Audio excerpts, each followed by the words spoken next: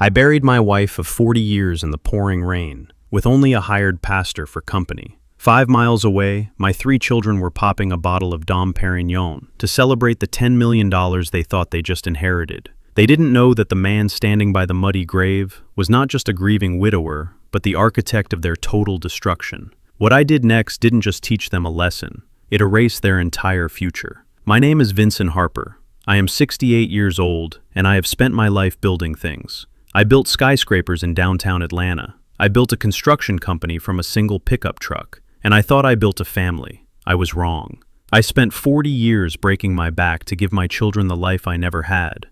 But instead of gratitude, I raised 3 vultures who circled my wife's deathbed, waiting for the feast. Before I tell you how I turned their victory champagne into the bitterest poison of their lives, please tell me where you are watching from in the comments below. Hit like and subscribe if you have ever had to choose between your dignity and your own flesh and blood. The rain in Atlanta felt like ice against my neck. It was fitting weather for the day I put Lucille in the ground. The cemetery was empty. There were no rows of cars. There were no weeping relatives. There was just me and Pastor Williams, who I had paid $200 to say a few kind words about a woman he had never met.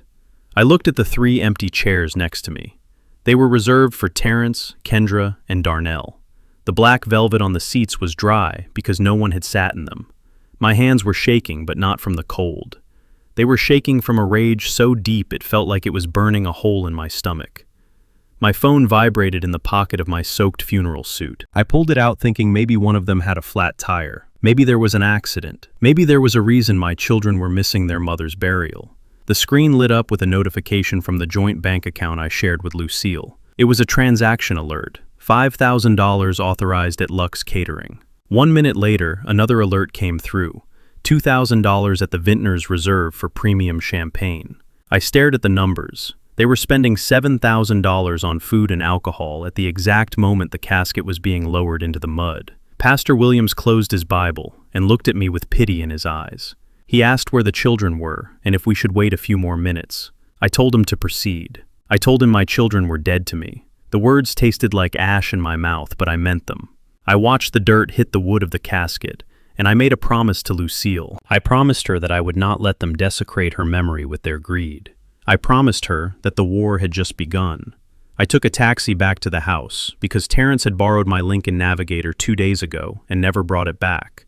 The driver looked at me in the rearview mirror and asked if I was okay. I told him I was fine. I lied. I was not fine. I was a man on a mission. We pulled up to the driveway of the 2-story colonial house I had bought in 1990. It was the house where we raised them. It was the house where Lucille had planted every azalea bush in the front yard. I saw my Lincoln parked in the driveway, next to 3 other cars I didn't recognize. The windows were down, and music was thumping so loud I could feel the bass in my chest from the sidewalk. It was a party track, a celebration anthem. I walked up the front steps, my heavy boots clicking on the stone. I reached for my keys to unlock the front door, but the key didn't turn. I tried again. It wouldn't slide in. I looked closely at the lock. It was brand new. It was a smart lock with a keypad and a fingerprint scanner. They had changed the locks on my own house while I was at the cemetery. The audacity knocked the wind out of me. I stood there on my own porch, realizing I was locked out of my life.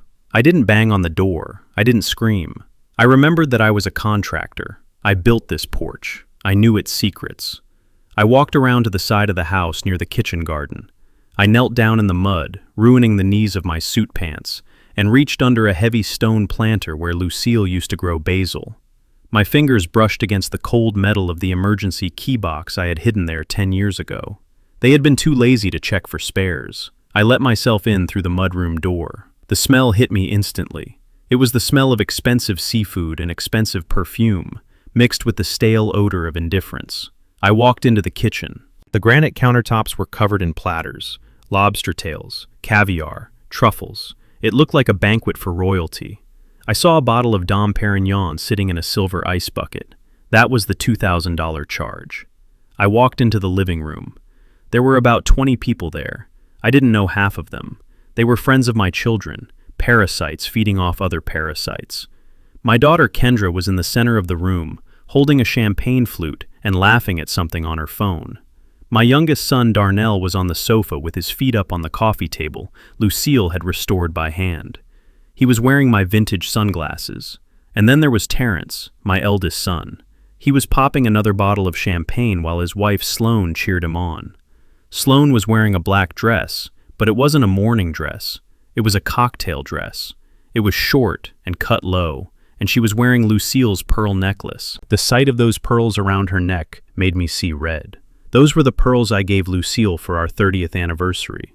Sloane had taken them from my wife's jewelry box before her body was even cold. I walked over to the sound system and yanked the power cord out of the wall. The music died instantly. The room went silent. 20 pairs of eyes turned to look at me. I was dripping wet. My suit was covered in mud from the cemetery and the garden. I looked like a ghost who had crawled out of the grave. Terrence was the first to speak. He didn't ask how the funeral was. He didn't ask if I was okay. He looked annoyed. He sighed and put the bottle down on the piano. He asked what I was doing here so early. He said they thought the service would go long, and they were planning to come by later. It was a lie so lazy it was insulting. Sloane stepped forward. She didn't look ashamed. She looked disgusted. She looked me up and down and wrinkled her nose. She told me I was dripping mud on her Persian rug. She corrected herself and said my Persian rug. She said I smelled like wet dog and death, and that I was ruining the vibe. She told me to go upstairs and shower, because I was embarrassing them in front of their guests. I looked at her. I looked at the woman who had never worked a day in her life, but felt entitled to treat the man who paid for her lifestyle like a servant. I asked them if they knew what time it was. I asked them if they knew that while they were eating lobster, their mother was being lowered into the ground, alone. Kendra rolled her eyes. She actually rolled her eyes. She said I was being dramatic. She said Mom was gone and crying about it in the rain wasn't going to bring her back. She said they were celebrating her life in their own way. She held up the champagne glass and said this is what Mom would have wanted. She said Mom wanted them to be happy, not miserable in a graveyard. I looked at Darnell on the couch. He hadn't even taken his feet off the table. He mumbled that I should chill out and grab a drink. He said there was plenty of booze since the insurance money was practically in the bank. That was it. The mask was off. They weren't celebrating Lucille. They were celebrating the payout. Terrence walked up to me and put a hand on my shoulder. It felt heavy and condescending. He told me to be realistic. He said, Mom is dead and crying doesn't pay the bills. He said we have a lot of financial planning to do, and I needed to be sharp, not emotional. He said he had invited some real estate friends over to look at the house because the market was hot and we needed to liquidate assets fast. Liquidate assets. He was talking about selling the home I built with my own hands. He was talking about selling the place where his mother took her last breath. He spoke about it like he was selling a used car. Sloane chimed in again. She said I shouldn't worry about the details. She said they had it all handled. She said a man of my age shouldn't be burdened with a big empty house and $10 million. She said they had found a lovely facility for me, a retirement community. She called it a community, but I knew she meant a warehouse for old people. She smiled a smile that didn't reach her eyes and said it was for my own good. She said I was getting forgetful and frail, and I needed professional care. I stood there in the center of my living room, surrounded by strangers and the children I had raised. I looked at the pearls around Sloane's neck. I looked at the greed in Terrence's eyes. I looked at the indifference in Kendra and Darnell. I realized then that my children had died a long time ago. These people were strangers, and strangers don't get mercy. I didn't yell. I didn't fight. I didn't tell them to get out. That would have been too easy. That would have given them a chance to prepare. Instead, I took a deep breath. I let my shoulders slump. I let my hands tremble visibly. I lowered my eyes to the floor. I decided to give them exactly what they wanted. I decided to be the frail old man they thought I was. I told them they were right.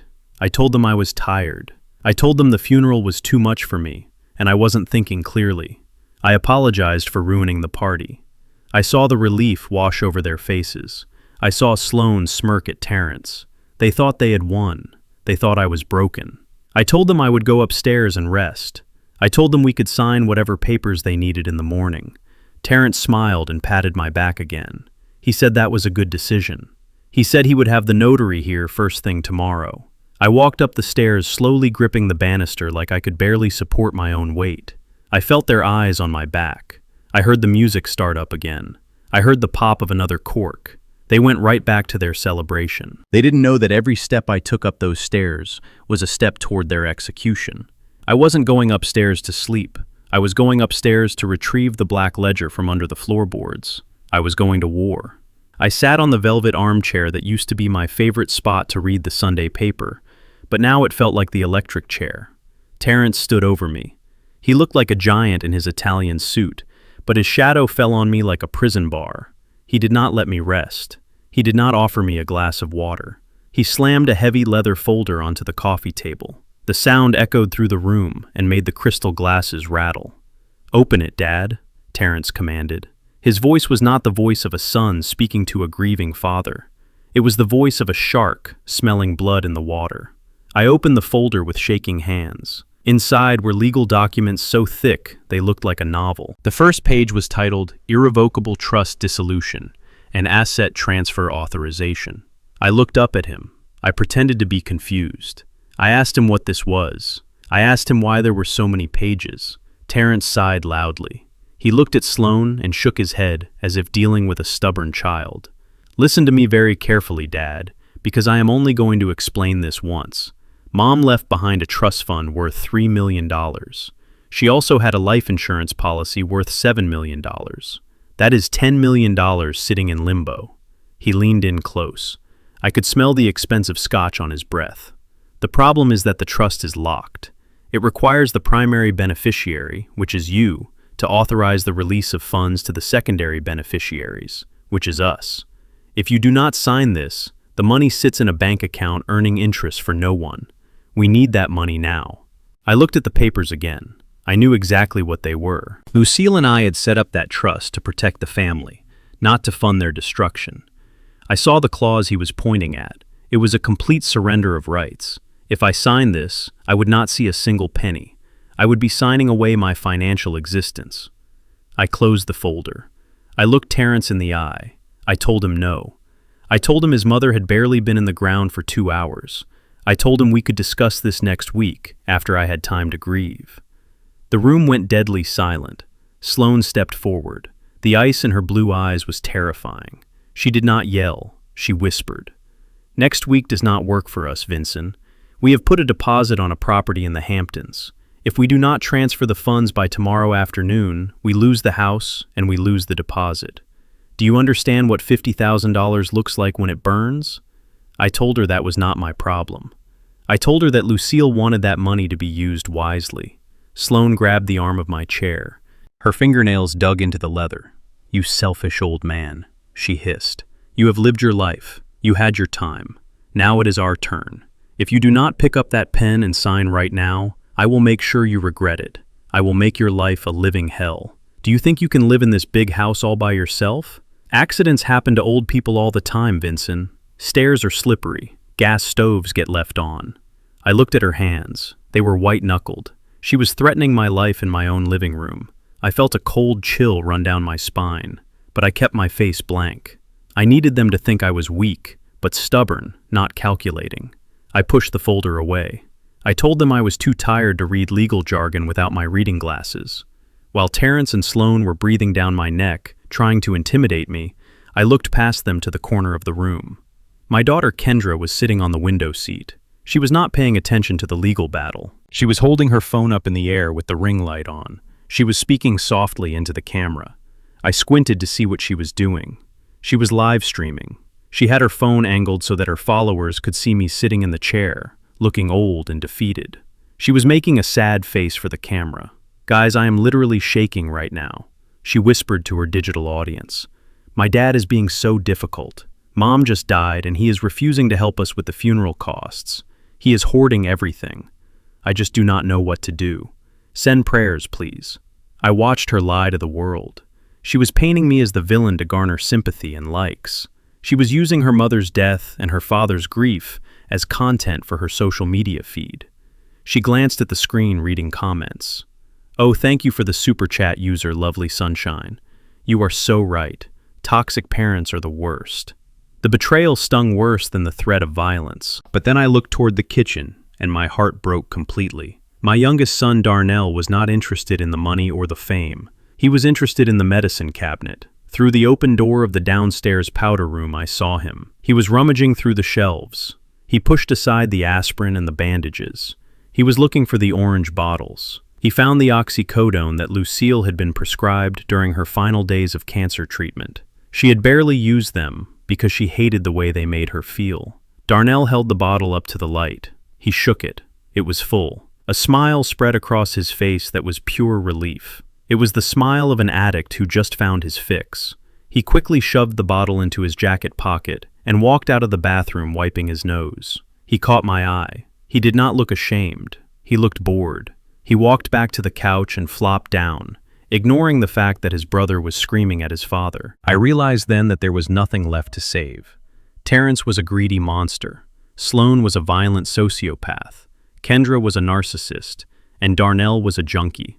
This was the legacy I had built. Terrence saw that his shouting was not working. He saw that Sloane's threats were only making me shut down. He straightened up and adjusted his tie. He took a deep breath and his face changed. The anger disappeared and was replaced by something much colder. It was a professional cruelty. "Fine," Terrence said calmly. "If you want to play the confused old man, we can play that game." He pulled his smartphone out of his pocket. He did not dial a lawyer. He did not dial a family friend. He dialed a number he had on speed dial. He put the phone on speaker so I could hear the ringing tone. "Dr. Evans," Terrence said when the line connected. "This is Terrence Harper. Yes, I am afraid the situation with my father has deteriorated." I knew who Dr. Evans was. He was a psychiatrist who had lost his private practice license years ago due to malpractice, but had found a lucrative career signing involuntary commitment papers for wealthy families who wanted to get rid of inconvenient relatives. Terrence looked at me while he spoke to the doctor. "Yes, doctor, he is very confused. He is aggressive. He does not know where he is. He is refusing to take his medication. I think he is a danger to himself and others. Yes, I think an immediate 72-hour hold is necessary." I sat frozen in the chair. They were going to have me committed. They were going to throw me into a state-run mental facility where I would be sedated and stripped of my rights. Once I was declared mentally incompetent, Terrence would automatically get power of attorney. He would get the money, and I would rot in a padded room. Terrence hung up the phone. He smiled. "Dr. Evans is on his way. He will be here in 1 hour with an ambulance. He has a bed waiting for you at Shady Grove Psychiatric Center. I hear the food there is terrible, and the nurses are very strict, but maybe a few weeks in isolation will help you clear your mind." Sloan laughed. It was a cruel sound. "Or," she said, picking up the pen and holding it out to me, "you can sign the papers. If you sign, we cancel the ambulance. You can stay here tonight. We will even let you sleep in your own bed. Then tomorrow morning at 9 a.m., we will finalize the transfer, and we will find you a nice luxury retirement home. The choice is yours, Vincent, the asylum or the pen." I looked at the pen. I looked at my son who was ready to lock his father away to buy a beach house. I looked at my daughter still live streaming my humiliation. I looked at my youngest son, high on his mother's pain medication. I reached out my hand. It was trembling uncontrollably. I took the pen. I let out a broken sob that was half real and half performance. "Please," I whispered, "do not send me to the asylum. I will sign." Terrence clapped his hands together. "Excellent decision, Dad. I knew you would see reason. But not tonight. Tonight you rest. We want the signature to be legible. We will do it tomorrow morning when the notary arrives." He snatched the pen back. He told Sloan to lock me in my bedroom so I would not wander off and hurt myself. They pulled me up from the chair and marched me toward the stairs. I walked with my head down, pretending to be defeated, but inside, my mind was racing. They had given me a deadline, 9 a.m. tomorrow. That meant I had 12 hours. 12 hours to escape. 12 hours to strike back. 12 hours to execute the plan that would turn their victory into a nightmare. They locked the door behind me, and I heard the heavy deadbolt slide into place. I waited until their footsteps faded down the hall. Then I stopped shaking. I stood up straight. I walked to the rug in the center of the room and pulled it back. I pried up the loose floorboard.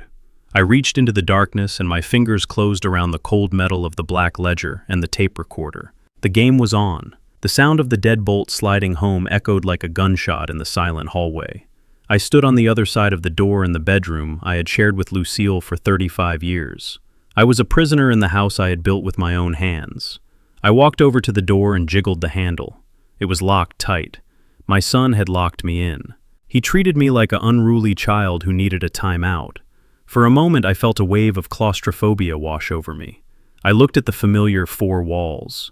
The floral wallpaper Lucille had picked out. The oak dresser we had bought at an auction in 1992. The empty side of the bed where her pillow still held the faint scent of lavender. They thought they had trapped a helpless old man. They thought I would curl up on the bed and cry until morning, when I would obediently sign their papers. But they forgot who I was. I was Vincent Harper. I knew every nail and every beam in this structure, because I was the one who hammered them in. I knew that the floorboard under the heavy Persian rug near the radiator was loose. I had left it that way on purpose 40 years ago, as a secret stash for emergency cash. Over the years, it had become something much more important. It had become the vault for our family's darkest secrets. I got down on my knees. My joints popped, but I ignored the pain. I rolled back the heavy rug. I dug my fingernails into the gap between the oak planks. With a groan of effort, I pried the board up. The space underneath was dark and smelled of dry pine and dust. I reached in. My hand brushed against cobwebs before my fingers closed around the cold metal of a rusty biscuit tin. I pulled it out and set it on the floor. This was my Pandora's box. I opened the lid. Inside, there was no money. There was a small battery-operated tape recorder from the 90s and a thick, leather-bound notebook with a cracked spine. We called it the Black Ledger. I sat with my back against the bed frame and opened the book. The pages were yellowed with age, but Lucille's handwriting was sharp and precise. She had been a bookkeeper before she retired. She knew the value of $1, and she knew the cost of betrayal. This book was not a diary. It was a record of every single time our children had bled us dry. I ran my finger down the first page. The date was June 12, 2018. The entry read, Terrence, startup investment, $50,000. I closed my eyes and the memory hit me like a physical blow. I remembered that night. Terrence had come to us with tears in his eyes. He said he had a guaranteed business idea, a tech startup. He said if we didn't help him, he would miss the opportunity of a lifetime. Lucille had hesitated. That $50,000 was supposed to be for our anniversary trip to Europe, but she gave it to him. She signed the check with a trembling hand because she loved him. 2 months later, we found out there was no startup. The money had gone to pay off gambling debts he had racked up in Las Vegas. I turned the page. October 4th, 2020. The entry was for Sloan. Legal fees. $120,000. I remembered the shame on Lucille's face when we got that phone call. Sloan had been caught embezzling from her previous employer. She was facing jail time. Terrence begged us to save her. He said she was pregnant. It was a lie. She was never pregnant. We drained our emergency savings to hire a top-tier defense attorney to keep her out of prison. We saved her reputation so she could stand in my living room 3 years later and call me a useless old man. The pages went on and on.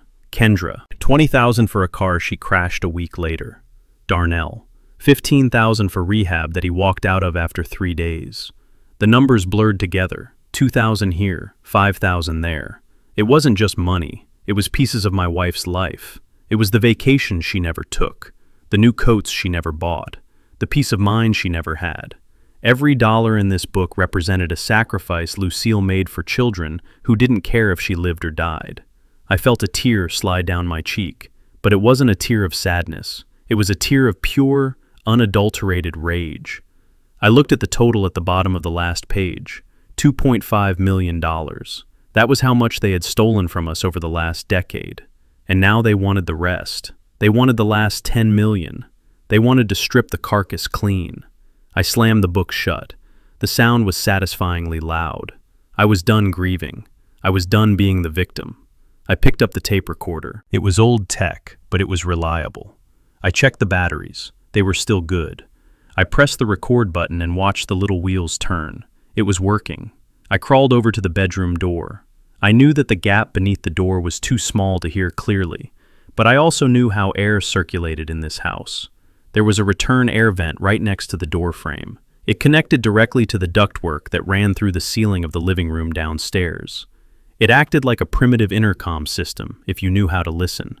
I placed the microphone of the recorder right against the metal grate of the vent. I pressed my ear against the wall and held my breath. The voices drifted up from below. They were distorted, but I could make out the words. They were still drinking. They were loud and careless. I heard the clink of glass against glass. Then I heard Sloane's voice. It was sharp and piercing. "We need to clear this place out by Wednesday," she said. "I do not want to deal with an estate sale. It takes too long. Just call 1-800-JUNK or whatever. Have them take everything to the dump." My heart hammered against my ribs. Everything. She meant Lucille's collection of porcelain angels. She meant the quilts Lucille had sewn by hand. She meant the photo albums. I heard Terrence laugh. It was a wet, drunken sound. "Yeah, just get rid of it. The furniture is all dated anyway. Who wants this old garbage? That piano in the corner is probably full of termites." The piano. My hands clenched into fists so tight my knuckles turned white. That was a Steinway. I had bought it for Lucille on her 50th birthday. She played it every Sunday morning. It was her pride and joy. And Terrence wanted to turn it into firewood. I heard Kendra's voice chime in. "Can I keep the jewelry, though? Mom had some vintage pieces that might be worth something on Depop. I can probably get a few thousand for that diamond brooch." They were carving her up. They were dividing the spoils of war before the body was even cold. They spoke about my wife and their mother, not as a person, but as an inventory of assets to be liquidated. Then I heard something that made my blood freeze. It was Sloane again. "What about the old man?" she asked. "What if he causes trouble tomorrow?" I heard the sound of liquid being poured. Then Terrence spoke. His voice was lower now, more sinister. "If he doesn't sign, we stick to the plan. Dr. Evans is ready. I already filled out the paperwork claiming he has dementia. Once he is in the system, he is gone. We will have power of attorney within 48 hours. He won't last long in a state facility anyway. A year maybe. 2 tops. Then the problem solves itself." I stared at the spinning wheels of the tape recorder. I had it. I had the confession. I had the conspiracy. I had the proof that my son was plotting to imprison me and let me die so he could buy a mansion in the Hamptons. I let the tape run for another 10 minutes, capturing every vile joke and every greedy plan. When the conversation finally died down and I heard them stumbling toward the guest rooms, I reached out and pressed stop. The click was the loudest sound in the world. I picked up the recorder and held it to my chest. This was my weapon. The ledger was my shield. Tomorrow morning at 9 o'clock, they were expecting a confused, heartbroken old man to walk down those stairs and surrender. They were expecting a victim. I stood up and walked to the window. The rain had stopped. The moon was breaking through the clouds, illuminating the wet lawn below. I looked at my reflection in the glass. I didn't see an old man anymore. I saw a contractor who had just found a structural flaw in the building. I saw a man who was about to bring the whole house down on top of the rats living inside. I took the ledger and the recorder and placed them back in the biscuit tin. But I didn't put it back under the floor. I put it in my travel bag next to my fresh shirt. I wasn't going to hide anymore. I lay down on the bed fully clothed. I didn't sleep. I lay there with my eyes open, watching the shadows move across the ceiling, counting down the minutes until sunrise. They wanted a show. I would give them a show. They wanted a signature. I would give them a signature they would never forget. The ghosts of the past were awake now, and they were hungry for justice. At 4:15 in the morning, the house was finally silent. The drunken laughter and the clinking of glasses had stopped hours ago. I sat on the edge of my bed, fully dressed in my dark gardening clothes. I had not slept a wink. My mind was sharp and cold like a blade. I looked at the bedroom door. It was still locked from the outside. My son had turned my home into a prison, but he had forgotten one thing. He had forgotten that I was the one who built this prison. I walked to the window and quietly unlatched it. The sash slid up with a faint groan that sounded like thunder to my ears.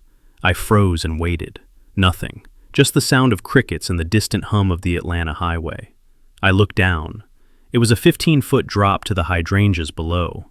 20 years ago I would have jumped it without thinking, but I was 68 years old now. My knees were shot from years of laying concrete and my back was stiff. But pain was just information, and right now the information told me I had to move. I pushed the window screen out. It popped loose easily because I had installed the easy release tabs myself. I swung my legs over the sill. The night air hit my face, and it felt like freedom. I reached for the heavy wooden trellis that ran up the side of the house. I had built this trellis in '95 for Lucille because she wanted wisteria climbing up to our bedroom window. I grabbed the thick vines. They were as strong as steel cables. I lowered myself down inch by inch. My shoulder screamed in protest. My arthritis flared up like fire in my knuckles. I gritted my teeth and focused on the wood. Hand over hand, foot over foot. I was not an old man descending. I was a contractor inspecting his work. When my feet were 5 feet from the ground, I let go. I hit the soft earth of the flower bed and rolled just like they taught us in the army. I lay there in the mud for a moment, breathing hard, waiting for a light to flip on upstairs.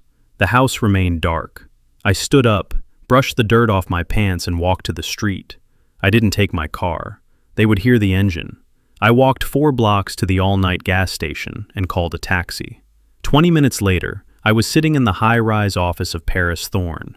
She was the best estate attorney in the city. She was a 50-year-old shark in a silk blouse, and she was the only person in the world I trusted.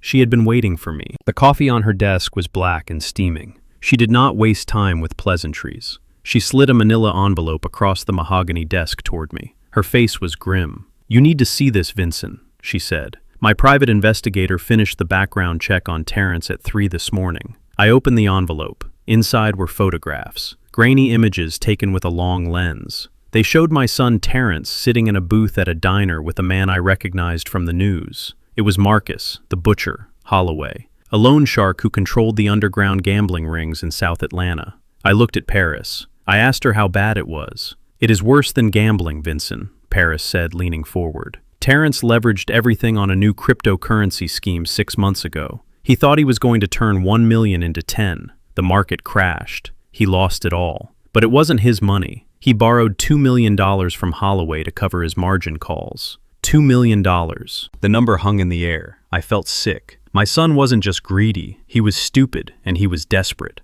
Paris continued. Holloway gave him a deadline. 48 hours. That deadline expires tomorrow night. If Terrence doesn't come up with the cash, Holloway's men are going to take a finger for every day he is late. That is why he is so desperate for you to sign those papers. He isn't buying a house in the Hamptons, Vincent. He is buying his life." I stared at the photo of my son. He looked sweaty and terrified. Part of me, the father part, wanted to rush to the bank and write a check to save him. I had the money. I could clear his debt and save him from the knife. But then I remembered the conversation I had heard through the vent. I remembered him laughing about putting me in a mental institution. I remembered him planning to burn Lucille's piano. He wasn't asking for help. He was trying to destroy me to cover his own mistakes. Paris watched me closely. She asked me what I wanted to do. She said we could go to the police, but that would put a target on my back too. She suggested I pay the debt directly to Holloway to buy my safety, and then cut Terrence off forever. I closed the folder. I looked at her and said no. I am not paying a dime to a criminal, and I am not saving a son who would sell his father down the river. I told her to initiate Operation Rat Trap. Paris hesitated. She warned me about the risks. She said that what I was asking her to do was technically fraud. We were going to create a counterfeit legal document. We were going to trick him into thinking he had won. I told her I didn't care about the risk. I told her I had already lost my wife and my family. I had nothing left to lose but my dignity. We spent the next hour crafting the document. It looked exactly like the irrevocable trust transfer form Terrence had given me. The font was the same. The legal jargon was the same. But Paris changed one crucial detail, the barcode at the bottom of the signature page. To the naked eye, it looked identical. But to the bank's digital scanner, it would register as an invalid sequence. When Terrence took this document to the bank, the system would accept it initially because the clerk would just check the signature. But when the back office processed it, the transaction would bounce. It would buy us time.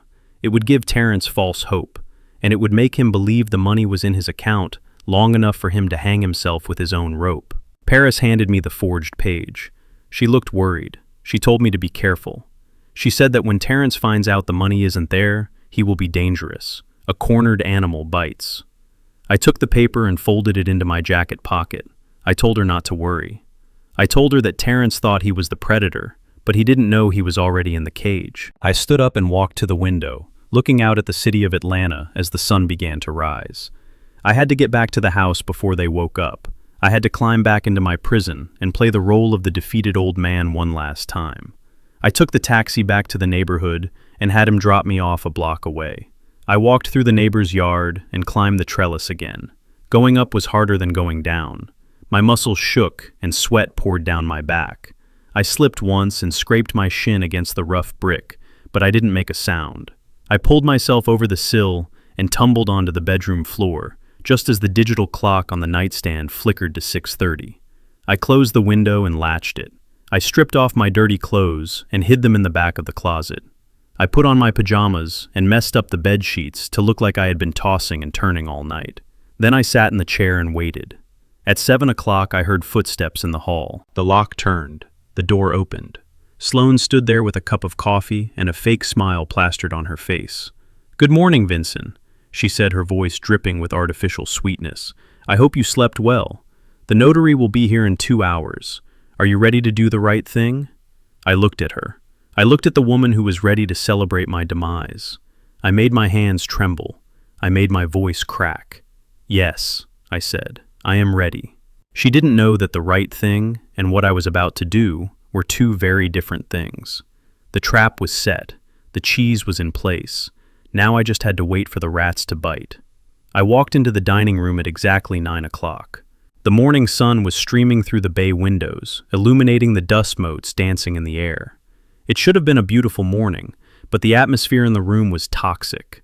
Terrence was pacing back and forth, wearing a fresh suit that cost more than my first car. Kendra was sitting at the table, scrolling through her phone. Darnell was asleep on the couch with his mouth open.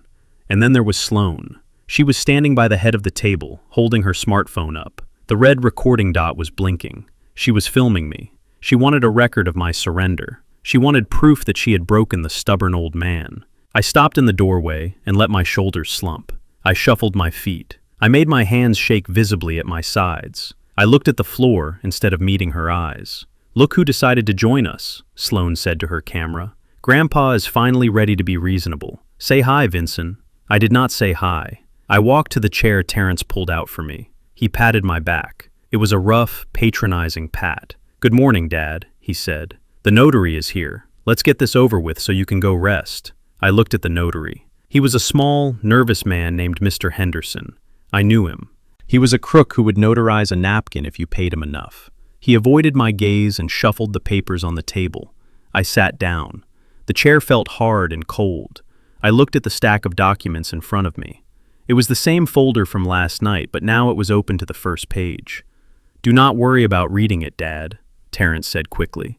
"It is exactly what we discussed. Just sign where the yellow sticky notes are." I reached into my jacket pocket and pulled out my reading glasses. My hand brushed against the folded piece of paper I had hidden there earlier, the counterfeit page Paris and I had created. It was right there next to my heart.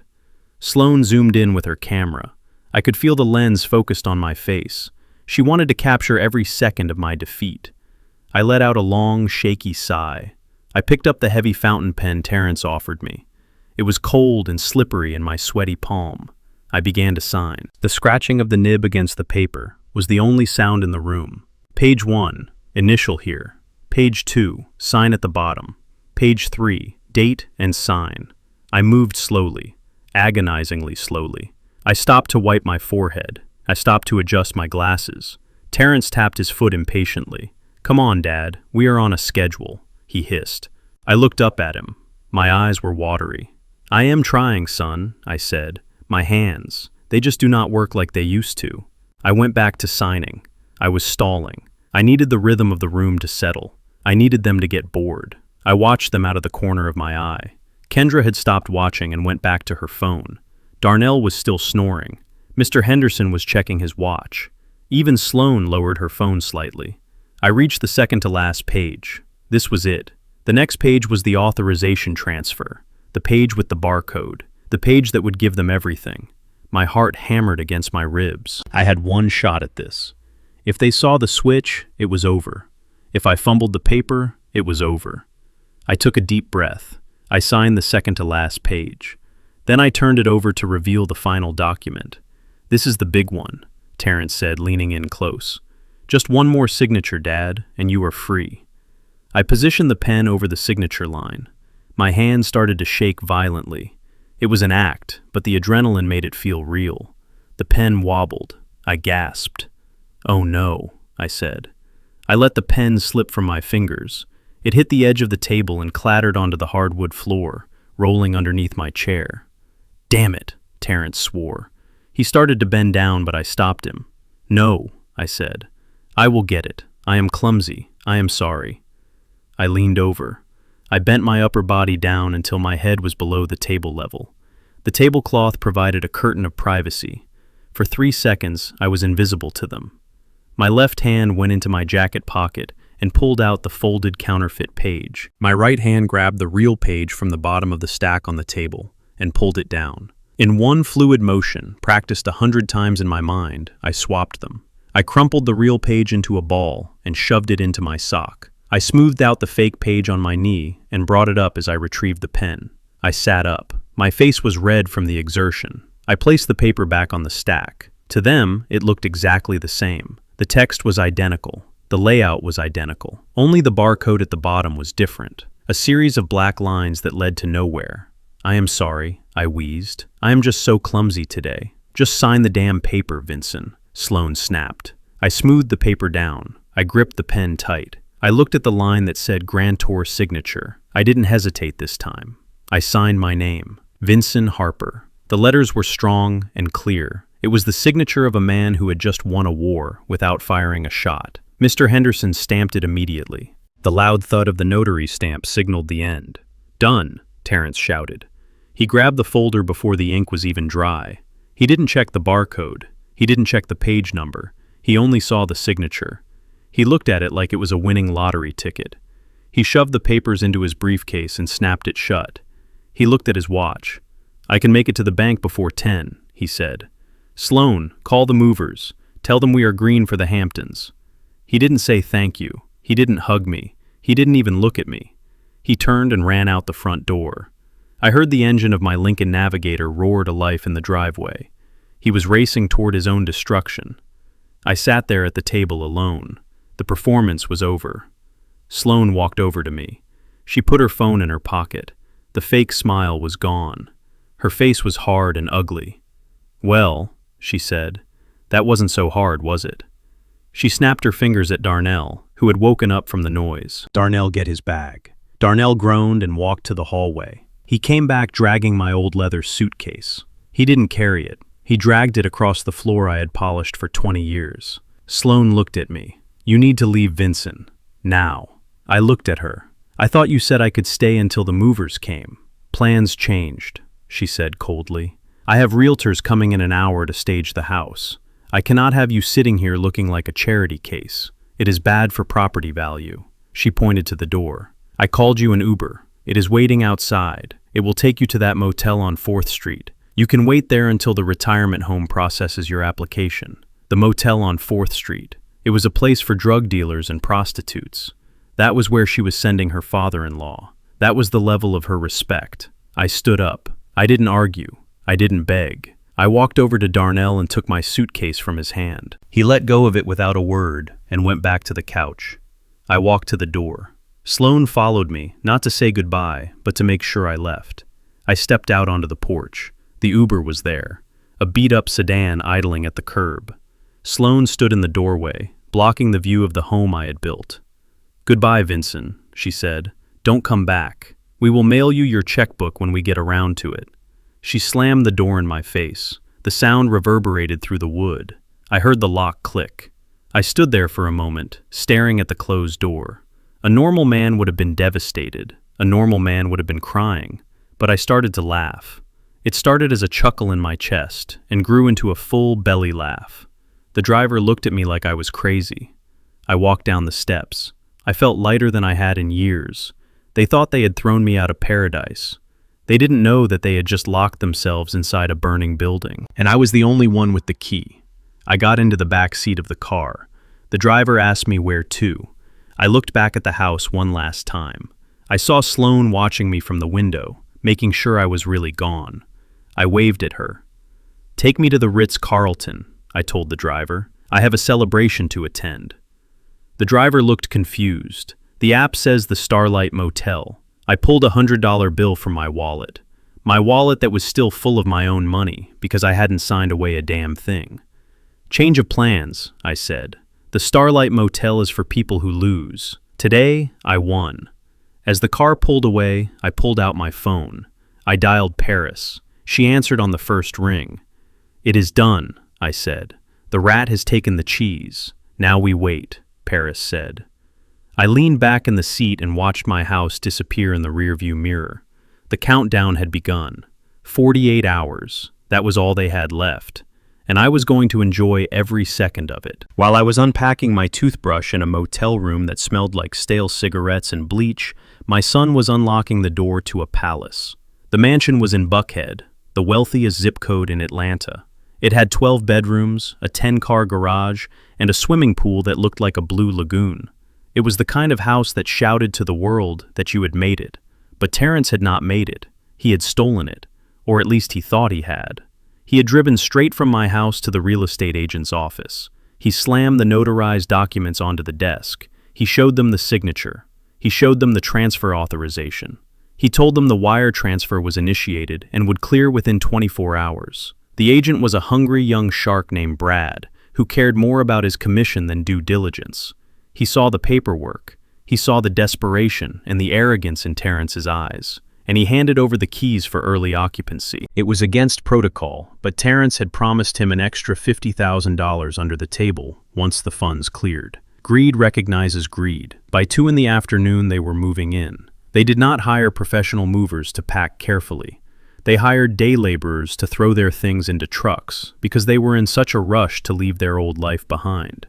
They abandoned half of their furniture because Sloan said it would not match the aesthetic of the new house. They left family photo albums in the trash. They left the crib my grandson slept in. They only took the clothes, the jewelry, and the expensive electronics. By 4 o'clock, the party had started. Sloan had called every social climber and fake friend she knew.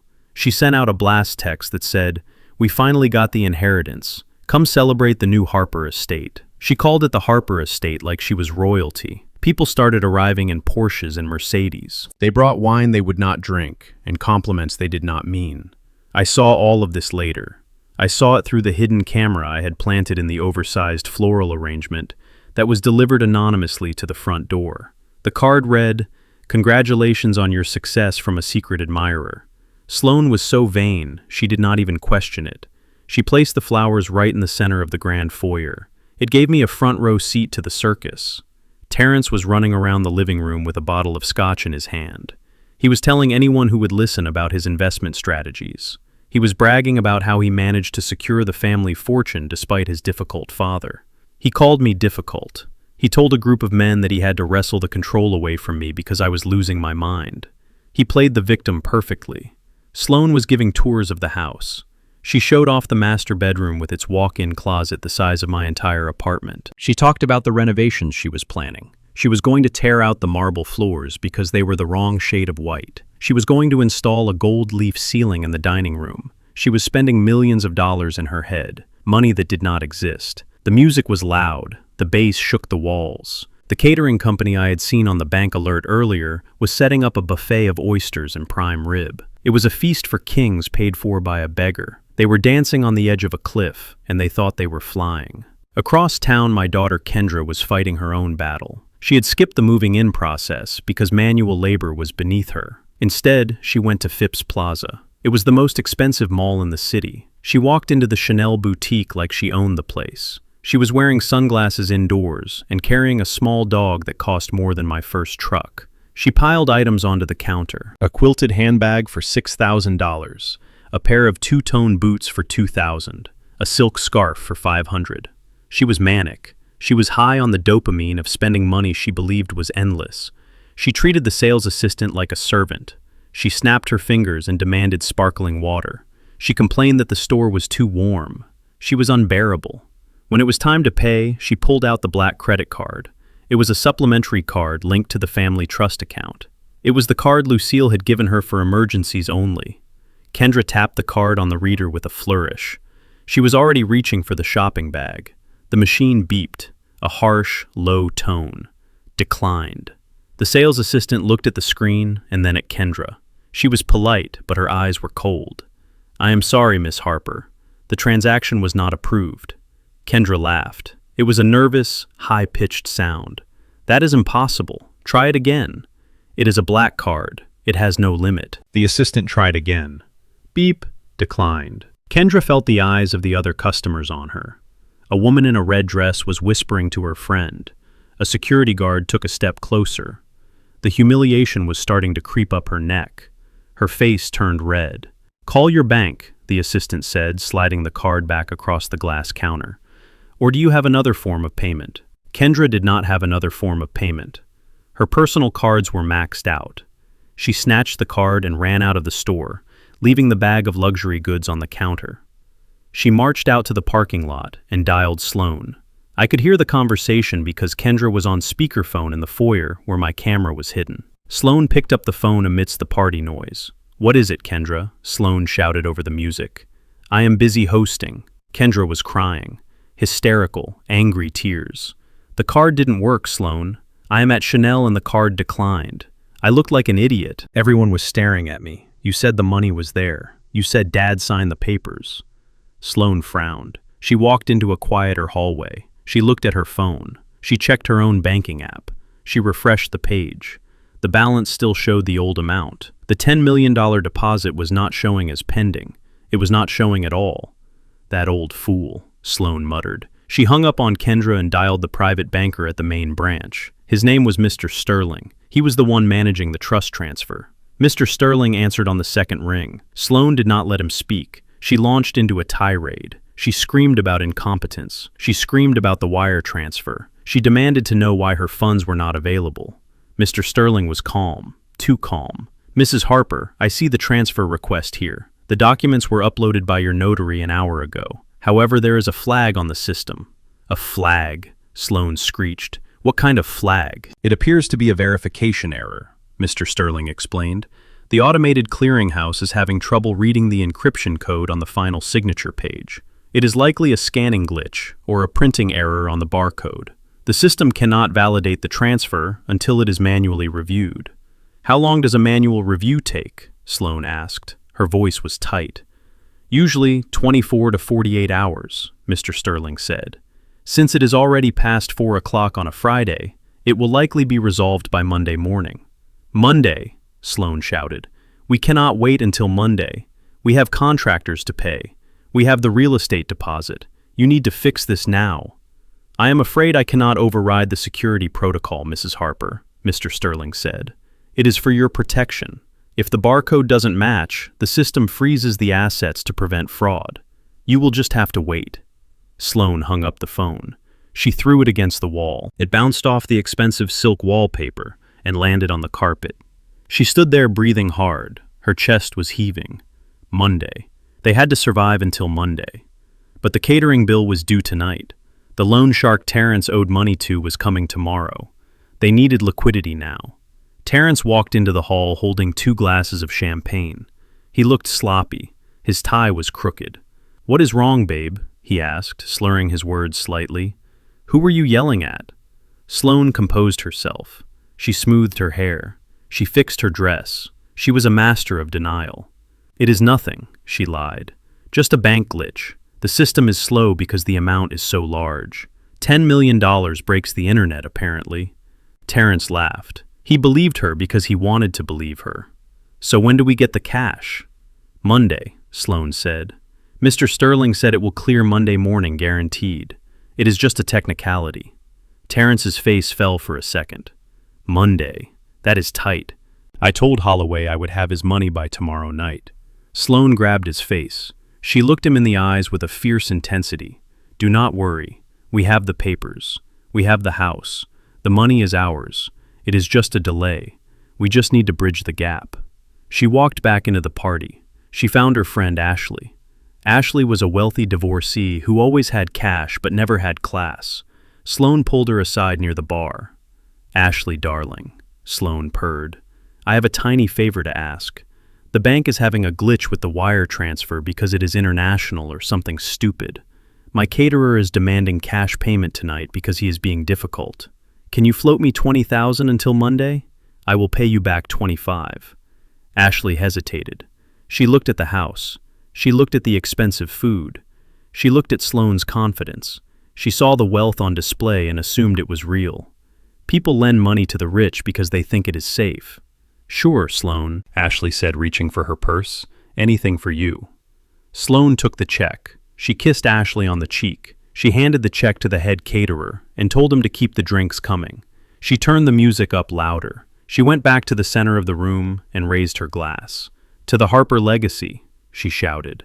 The crowd cheered. Terrence cheered.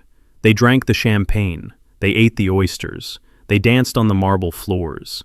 They did not know that the glitch was not a glitch. They did not know that the barcode on that page was a digital dead end I had designed with my lawyer. They did not know that Monday would never come. I watched them from my motel room laptop. I ate a ham sandwich from the vending machine and drank a bottle of water. I watched my son laugh. I watched my daughter-in-law preen. I watched them dig their hole deeper and deeper. Every dollar they spent tonight was a dollar they did not have. Every promise they made was a lie. I closed the laptop and lay back on the lumpy pillow. I slept like a baby that night. I slept the sleep of the just, because I knew that tomorrow the bill collector was coming, and his name was not Vincent Harper. His name was Marcus the Butcher Holloway, and he did not accept technical errors as an excuse. The Uber driver looked at me in the rearview mirror with confusion written all over his face. We were not at the Starlight Motel. We were parked in front of the Sovereign, which was the most exclusive residential tower in downtown Atlanta. It was a building made of glass and steel that pierced the sky like a needle. Doormen in uniforms were standing at the entrance. Luxury cars were lining the driveway. "Are you sure this is the right place, sir?" the driver asked. "This does not look like a motel." I handed him another $20 bill. "It is the right place," I said. "Thank you for the ride." I stepped out of the car. My old leather suitcase looked out of place next to the fountains and the marble statues, but I held my head high. The doorman stepped forward. He did not look at my worn shoes or my tired eyes. He looked at the name on his tablet, Mr. Harper. He said with a polite nod, "Welcome home. We have been expecting you." Ms. Thorne called ahead. I walked into the lobby. It was silent and cool. It smelled of white tea and money. The elevator ride to the 45th floor took less than 10 seconds. When the doors opened, I was not in a hallway.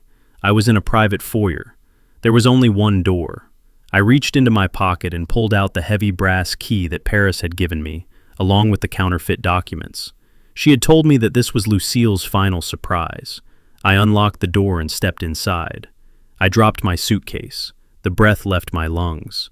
I was standing in a penthouse that was larger than the house I had just been kicked out of. Floor-to-ceiling windows offered a panoramic view of the entire city. The sun was setting, painting the sky in shades of purple and gold. But it was not the view that made my chest tighten. It was the interior.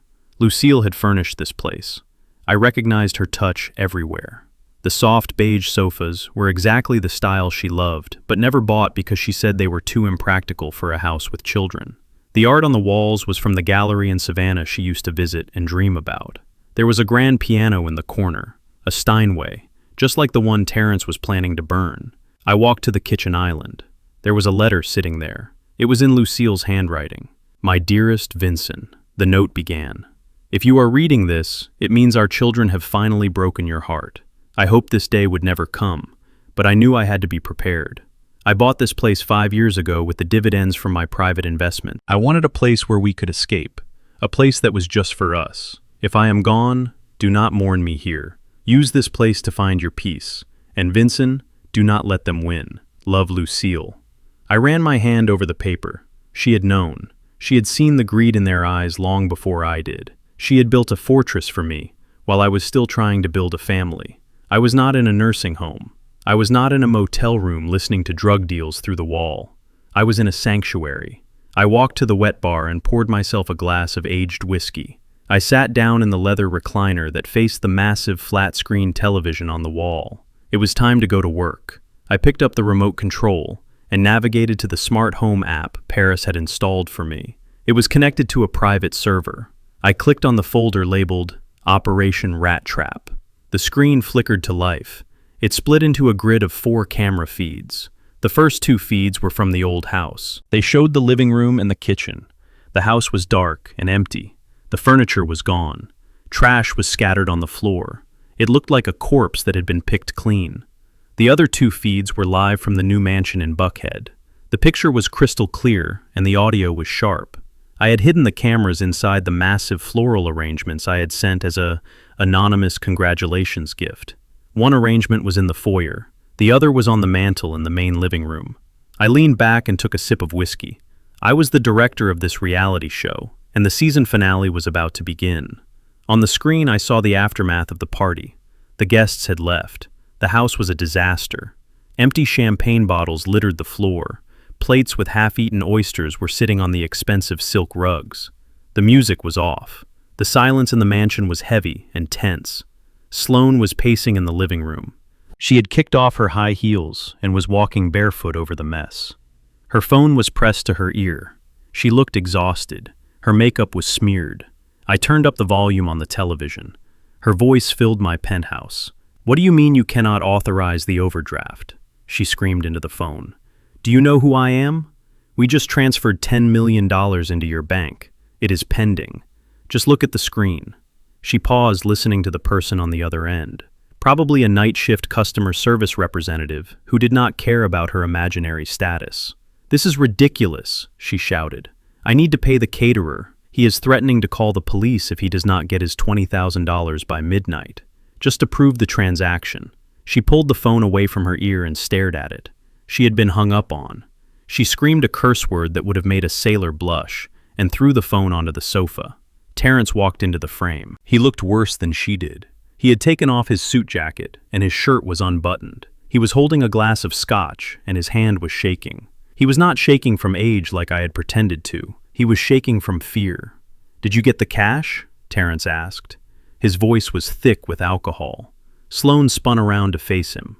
"No, I did not get the cash, Terrence. The bank has frozen everything until the transfer clears. The caterer is sitting in his van outside waiting for payment. The florist is calling me. The valet company is calling me. Everyone wants money, and I have zero liquidity." Terrence rubbed his face with his hands. He looked like he was about to cry. "We need to pay them, Sloane," he said. "But more importantly, we need to pay Holloway. He sent me a text message an hour ago. He said he knows we moved in. He said he knows where we are." Sloane walked over to him and grabbed his shoulders. She shook him violently. "Stop it," she hissed. "Stop acting like a coward. The money will be there on Monday. We just have to stall. Tell Holloway the bank made an error. Tell him we will pay him double on Monday." Terrence laughed. It was a manic, terrified sound. "You do not stall Marcus Holloway Sloane. He does not care about bank errors. He cares about his money. If I do not pay him $2 million by tomorrow night, he is going to start cutting pieces off of me." I watched them from my tower in the sky. It was pathetic. Just 12 hours ago, they were standing in my living room sipping Dom Perignon and telling me I was useless. Now they were turning on each other. Sloane pushed Terrence away. She walked to the window and looked out at the dark driveway. "What about your father?" she asked. "Maybe he has a stash of cash we missed." Terrence shook his head. "We took everything, Sloane. We have the house. We have the trust. He is in a motel room with $100 in his pocket. He cannot help us." Sloane bit her lip. She was calculating. She was looking for a way out. "Call Ashley back," she said. "Ask her for more. Tell her we need $50,000. "I already asked her," Terrence said. "She said she is tapped out until her alimony check comes in. We are on our own." I watched Sloane sink onto the sofa. She looked small. The arrogance was gone, replaced by panic. "We have to sell something," she said. "We have to sell the jewelry, the watches, my bags. We need cash fast." Terrence looked around the room. "We cannot sell anything tonight, Sloane. The pawn shops are closed, and tomorrow is Saturday. We are stuck." I took another sip of whiskey. The liquid was warm and smooth. I felt a sense of calm settle over me. They were trapped in a cage of their own making. They had extended themselves to the limit, believing in a lie I had fed them. Now reality was coming to collect the debt. I looked at the time on the screen. It was 11:30 at night. In less than 24 hours, the deadline would expire. I wondered what they would do when the sun came up and the account balance still showed zero. I wondered how long their marriage would last when the money ran out.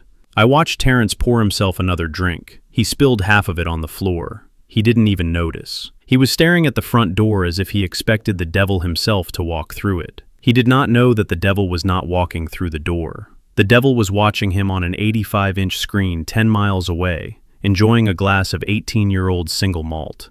I spoke to the screen. My voice was calm and steady in the quiet room. "Sleep tight, children," I said. "Tomorrow is going to be a very long day." I turned off the lights in the penthouse, but I left the screens on. The blue glow of their desperation illuminated the room. I sat there in the dark, keeping my vigil. I was the ghost they had created, and I was going to haunt them until there was nothing left. The sun rose over the city of Atlanta on Saturday morning, but it brought no warmth to the mansion in Buckhead. I sat in my penthouse sipping black coffee and watching the monitors. The high-definition cameras showed a scene of absolute devastation.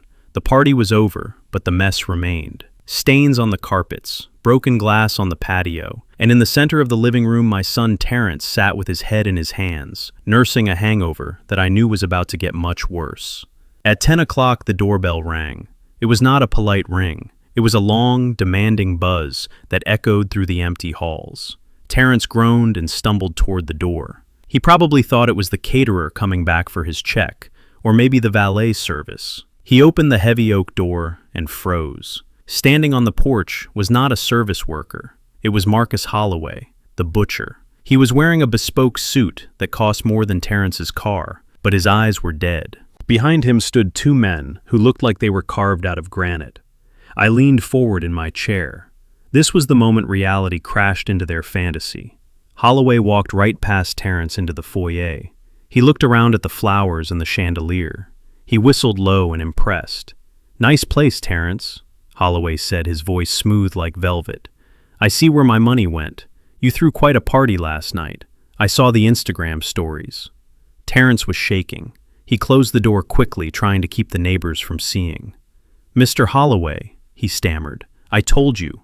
I will have the funds on Monday. The bank is just processing the transfer."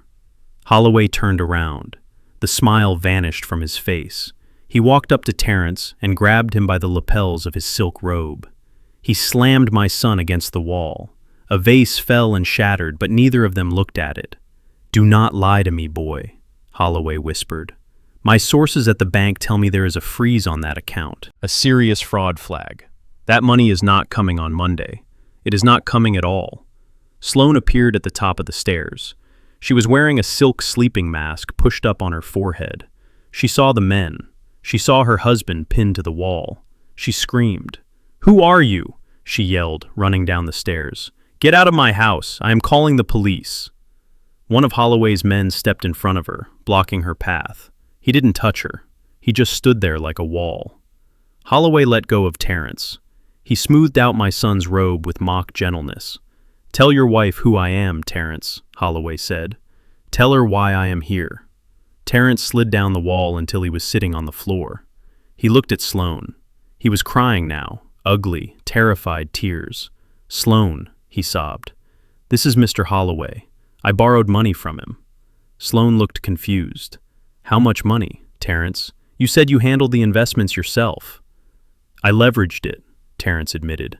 "I lost the first $1 million on crypto. I borrowed $2 million from Mr. Holloway to try and win it back. I lost that too." Sloane's face went white. She grabbed the banister to steady herself. $2 million, she whispered. "You owe a loan shark $2 million, plus interest," Holloway added. "And the interest is very high. You have until midnight tonight, Terrence. If I do not have my money, I will take this house. I will take your cars, and then I will take your right hand." Holloway turned to leave. He stopped at the door and looked back. "Midnight. Do not make me come back. I hate working on weekends." The door closed. The silence that followed was heavier than the noise of the party. Sloane stared at Terrence. For a moment I thought she was going to help him up. Instead, she walked over and kicked him in the ribs. "You idiot!" she screamed. "You lied to me. You told me we were rich. You told me the trust fund was just a bonus." Terrence curled into a ball. "I had to. I thought the trust money would cover the debt. I thought Dad would sign, and everything would be fine." Sloane paced the room. She was like a caged tiger. She was not thinking about saving her husband. She was thinking about saving herself. She looked at the clock. It was 10:30. They had less than 14 hours. "We need money," she said, talking to herself. "We need liquid assets. Think, Terrence. Does your father have anything else? Gold? Bonds? Cash stashed in a mattress?" Terrence shook his head. "I don't know. He is old school. He doesn't trust banks completely." Sloane's eyes lit up. "The safe," she said. "The wall safe in the master bedroom at the old house. Your mom used to keep her jewelry there, and your dad kept his construction business cash there before he deposited it." Terrence sat up. "We emptied the safe, Sloane. It was empty." "No," Sloane said. "We emptied the main compartment, but remember that false bottom, the one he showed you when you were 10 years old. Did you check that?" Terrence blinked. He looked hopeful for the first time. "I forgot about that. He might have 50 or 60,000 in there, maybe more. It is not 2 million, Sloane said, pulling him up, but it is enough to buy us a plane ticket out of here if we need to run. Get dressed. We are going back to the house." I watched them scramble. I took a sip of my coffee. Sloane was right about the false bottom in the safe. I did keep cash there, but she was wrong about one thing. I had cleared it out 3 days ago, and even if I hadn't, they were never going to get inside to find out. I switched the camera view to the exterior of my old house. It was a quiet Saturday in the suburbs. Birds were singing. A neighbor was mowing his lawn. Then a Range Rover screeched around the corner. It was Terrence and Sloane. They parked on the grass, leaving tire tracks on the lawn I had watered for 30 years. They ran to the front door. Terrence was fumbling for his keys. He shoved his key into the lock. It didn't turn. He jiggled it. He tried again. "It is stuck." He yelled. Sloane pushed him aside. "Let me try." She jammed her key in. It wouldn't budge. They didn't realize that while they were partying last night, I had activated the secondary security protocol. The mechanical tumbler was disengaged. The door was now controlled solely by the biometric scanner I had installed last year, disguised as a doorbell camera. "Use the code," Sloane shouted. Terrence punched in the keypad code. 1980. The year we bought the house. The keypad flashed red. He tried again. Red. I changed the code. I whispered to the screen. Sloane was losing her mind. She started kicking the door. "Open, you piece of junk." She looked around and saw a decorative garden rock. She picked it up. "Smash the window," she commanded. Terrence grabbed the rock. He hesitated. This was the house he grew up in. Breaking a window felt like a violation even for him.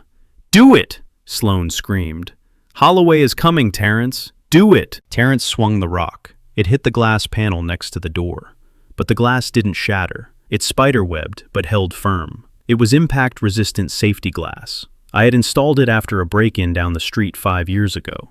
He hit it again and again. The noise was terrible, a loud, rhythmic banging that echoed down the quiet street. They were sweating. They were panting. They looked like common criminals trying to break into a fortress. And in a way, that is exactly what they were.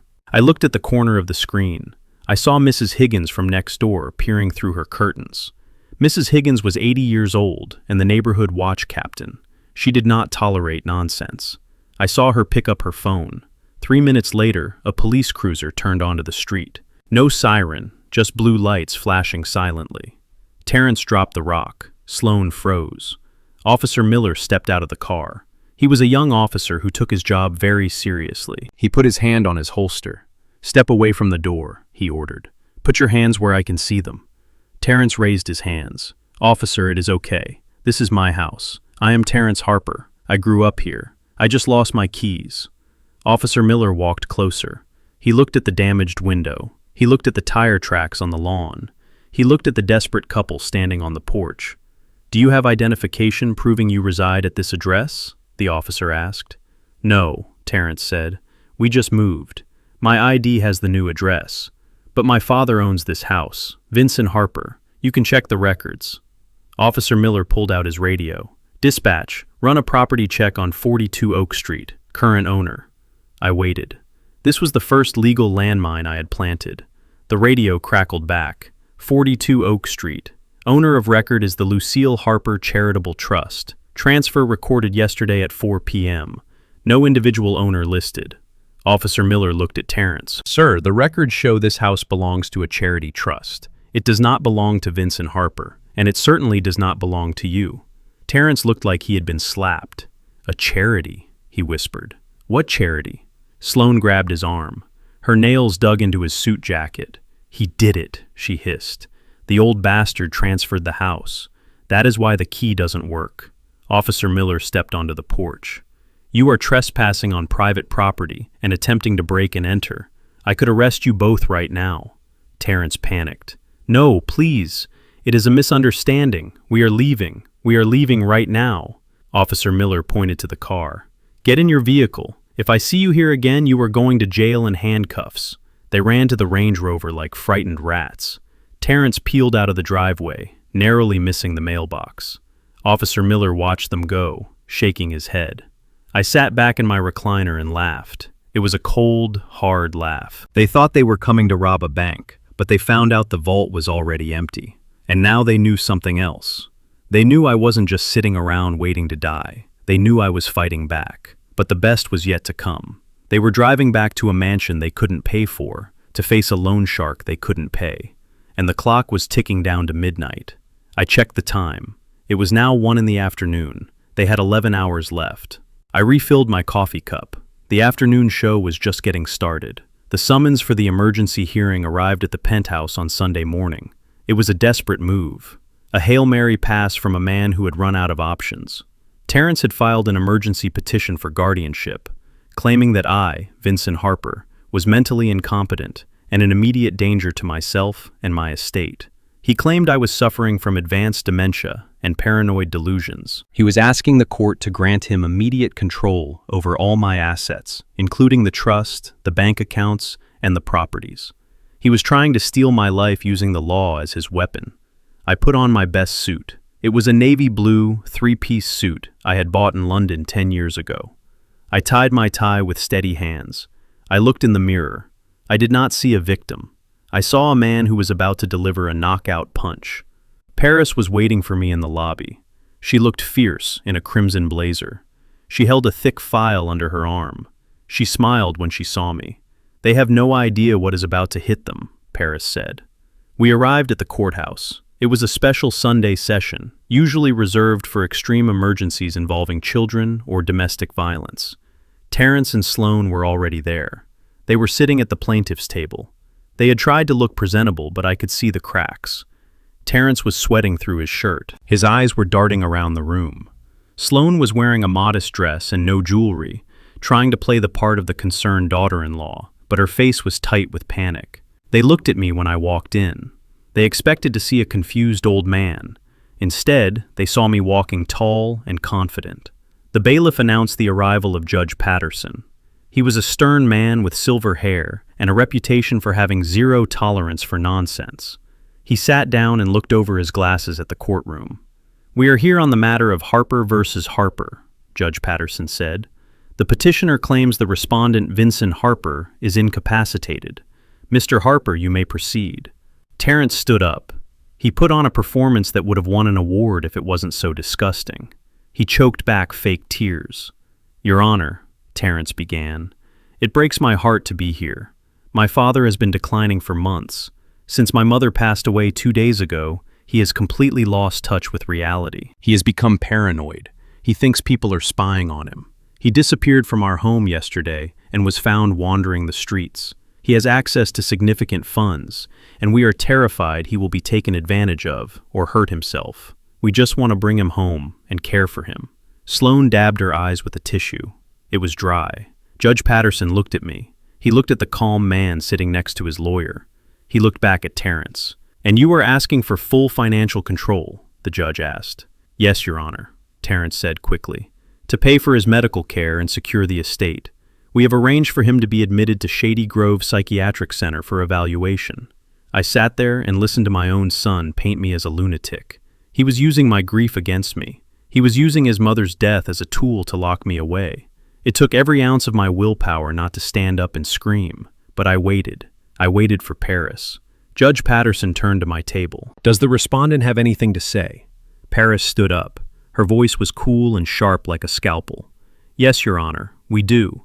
The only thing my client is suffering from is a broken heart caused by the greed of his children. We move to dismiss this petition with prejudice, and we would like to present evidence that this filing is not an act of care, but an act of fraud and abuse." The judge raised an eyebrow. Evidence. Paris walked to the center of the room. She held up a flash drive. Your Honor, the petitioner claims Mr. Harper is paranoid and thinks people are plotting against him. I would like to show the court that he is not paranoid. He is observant. Paris plugged the drive into the court's presentation system. The large screen on the wall flickered to life. The video that played was crystal clear. It was the footage from the hidden camera in my bedroom. The date stamp was Friday night. The audio was perfect. The courtroom watched in silence as Terrence and Sloan walked into the hallway outside my bedroom door. They watched as Terrence locked the door from the outside. They heard the click of the deadbolt. Then the audio played. Sloan's voice filled the courtroom. If he doesn't sign, we stick to the plan. Dr. Evans is ready. Once he is in the system, he is gone. We will have power of attorney within 48 hours. He won't last long in a state facility anyway. A year maybe, 2 tops. Then the problem solves itself. Terrence gasped. He stood up and knocked his chair over. That is illegal, he shouted. That was recorded without our consent. Sit down, Judge Patterson roared. His gavel banged against the desk like a gunshot. Paris did not stop. She played the next clip. It was from the living room. It was Sloan talking about selling Lucille's things. It was Terrence talking about burning the piano. It was the sound of them laughing about throwing me into a cheap nursing home. Paris paused the video. She turned to the judge. As you can see, Your Honor, my client was held prisoner in his own home. He escaped through a window at 4 a.m. to seek legal counsel. He is not confused. He is a refugee from his own family. Paris then pulled out a document. And regarding his mental state, I have here a sworn affidavit from Dr. Sterling, the chief of neurology at Emory Hospital. Mr. Harper underwent a full cognitive evaluation yesterday afternoon. His score was 30 out of 30. He is fully competent. In fact, he is likely more competent than the petitioners who seem to believe they can lie to a superior court judge. The courtroom was deadly silent. All eyes were on Terrence and Sloan. They looked small. They looked dirty. The mask of the concerned family had been ripped off, and underneath was just ugly greed. Judge Patterson stared at Terrence for a long time. The silence stretched out until it was physically painful. When the judge finally spoke, his voice was low and dangerous. Mr. Harper, in my 20 years on the bench, I have seen many things. I have seen families fight. I have seen people lie. But I have never seen a display of callousness quite like this. You locked your grieving father in a room and planned his death for profit. Terrence tried to speak. Your Honor, please. We were just... Be quiet, the judge snapped. I have heard enough from you. The judge picked up his pen and wrote furiously on the file in front of him. The petition for guardianship is dismissed with prejudice. That means you can never file this again. Furthermore, I am directing the district attorney's office to review that video footage for potential charges of false imprisonment and elder abuse. Sloan started to cry for real this time. She grabbed Terrence's arm, but he pushed her away. And finally, the judge continued, I am granting the respondent's request for a permanent restraining order. Terrence Harper, Sloan Harper, you are hereby ordered to stay at least 100 yards away from Vincent Harper, his home, his vehicle, and his person. If you violate this order, you will be arrested immediately. Do you understand? Yes, Your Honor, Terrence whispered. Get out of my courtroom, Judge Patterson said, before I decide to hold you in contempt right now. The bailiff moved toward them. He put his hand on his belt and gestured to the door. Terrence and Sloan stood up. They looked at me. For a second, I met Terrence's eyes. I saw the terror there. He wasn't just afraid of the judge. He was remembering the deadline. He had lost his only legal way to get the money, and it was Sunday afternoon. He had less than 10 hours before Marcus Holloway came to collect his pound of flesh. They walked out of the courtroom, heads down, defeated. The heavy doors swung shut behind them with a final thud. Paris turned to me and smiled. She packed up her laptop. That went well, she said. I nodded. I felt a weight lift off my shoulders. The law had spoken. They could not touch me. They could not lock me up. But I knew the game was not over. The legal battle was won, but the street battle was just beginning. Terrence was now a cornered animal with no way out. Thank you, Paris, I said. She squeezed my hand. Go back to the penthouse, Vincent. Watch the show. I have a feeling tonight is going to be interesting. I walked out of the courthouse into the bright sunlight. I felt the warmth on my face. I was free. But as I got into the car to head back to my fortress in the sky, I checked my watch. 4 o'clock. The countdown continued. Tick-tock, Terrence. Tick-tock. Sunday evening fell over Atlanta like a heavy shroud. From my vantage point on the 45th floor, I watched the city lights flicker on one by one. Down below, people were enjoying their dinners and preparing for the work week. But inside the mansion in Buckhead, the atmosphere was toxic. The restraining order had stripped Terrence and Sloan of their legal weapons. They could not come near me. They could not force me to sign. They were defenseless, and the clock was ticking. It was 6 in the evening. They had 6 hours until Marcus Holloway returned. I sat in my leather recliner with my laptop open. On the screen was the audio file I had recorded on Friday night. The file where Sloan called me a useless old man. The file where she used slurs to describe my neighbors. The file where she admitted to planning my death in a state facility. I hovered my mouse over the upload button. I had created an anonymous account on Twitter and TikTok named Justice for Vincent. I looked at the file one last time. This was not just revenge. This was a public service. The world needed to know who Sloan Harper really was beneath the designer clothes and the fake smile. I clicked upload. The progress bar raced across the screen. Sent.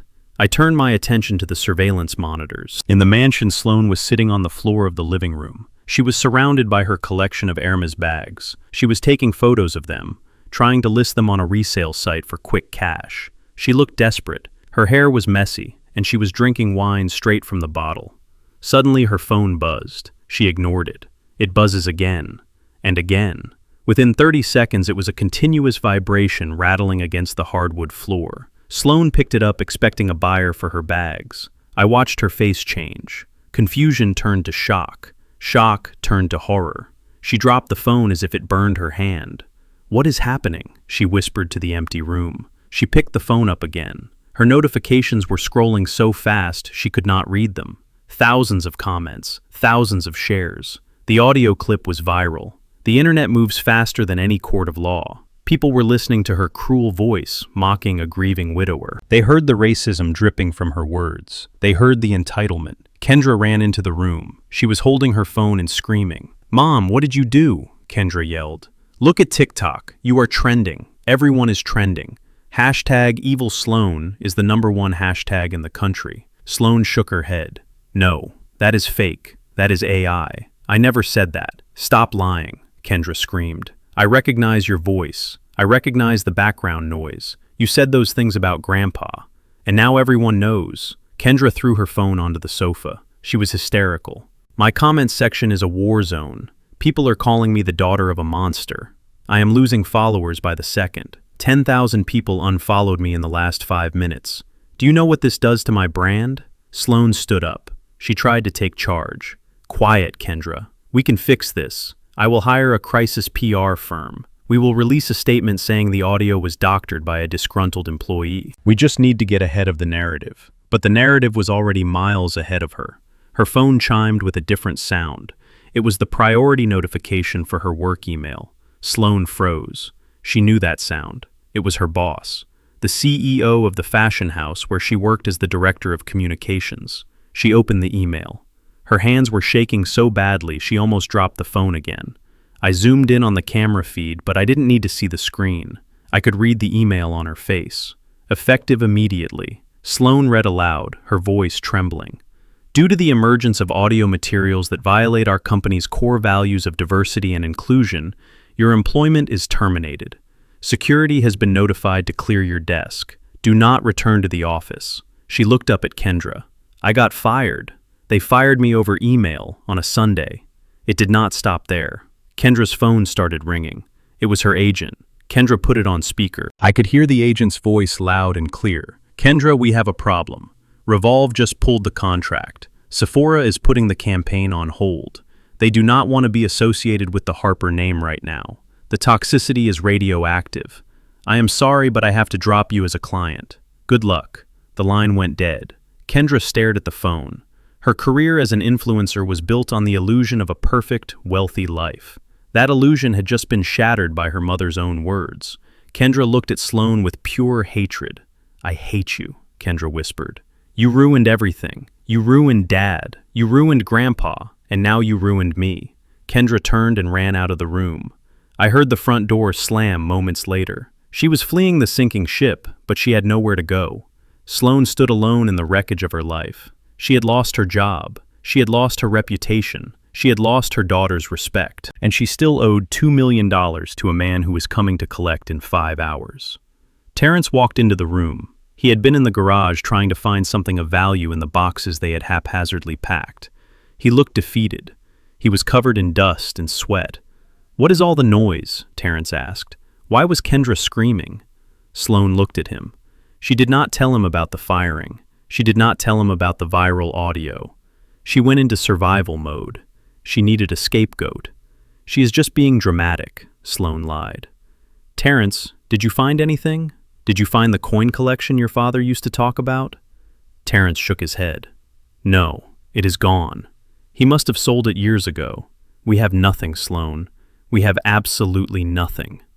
He walked over to the side table where Sloane's purse was sitting. He began rummaging through it.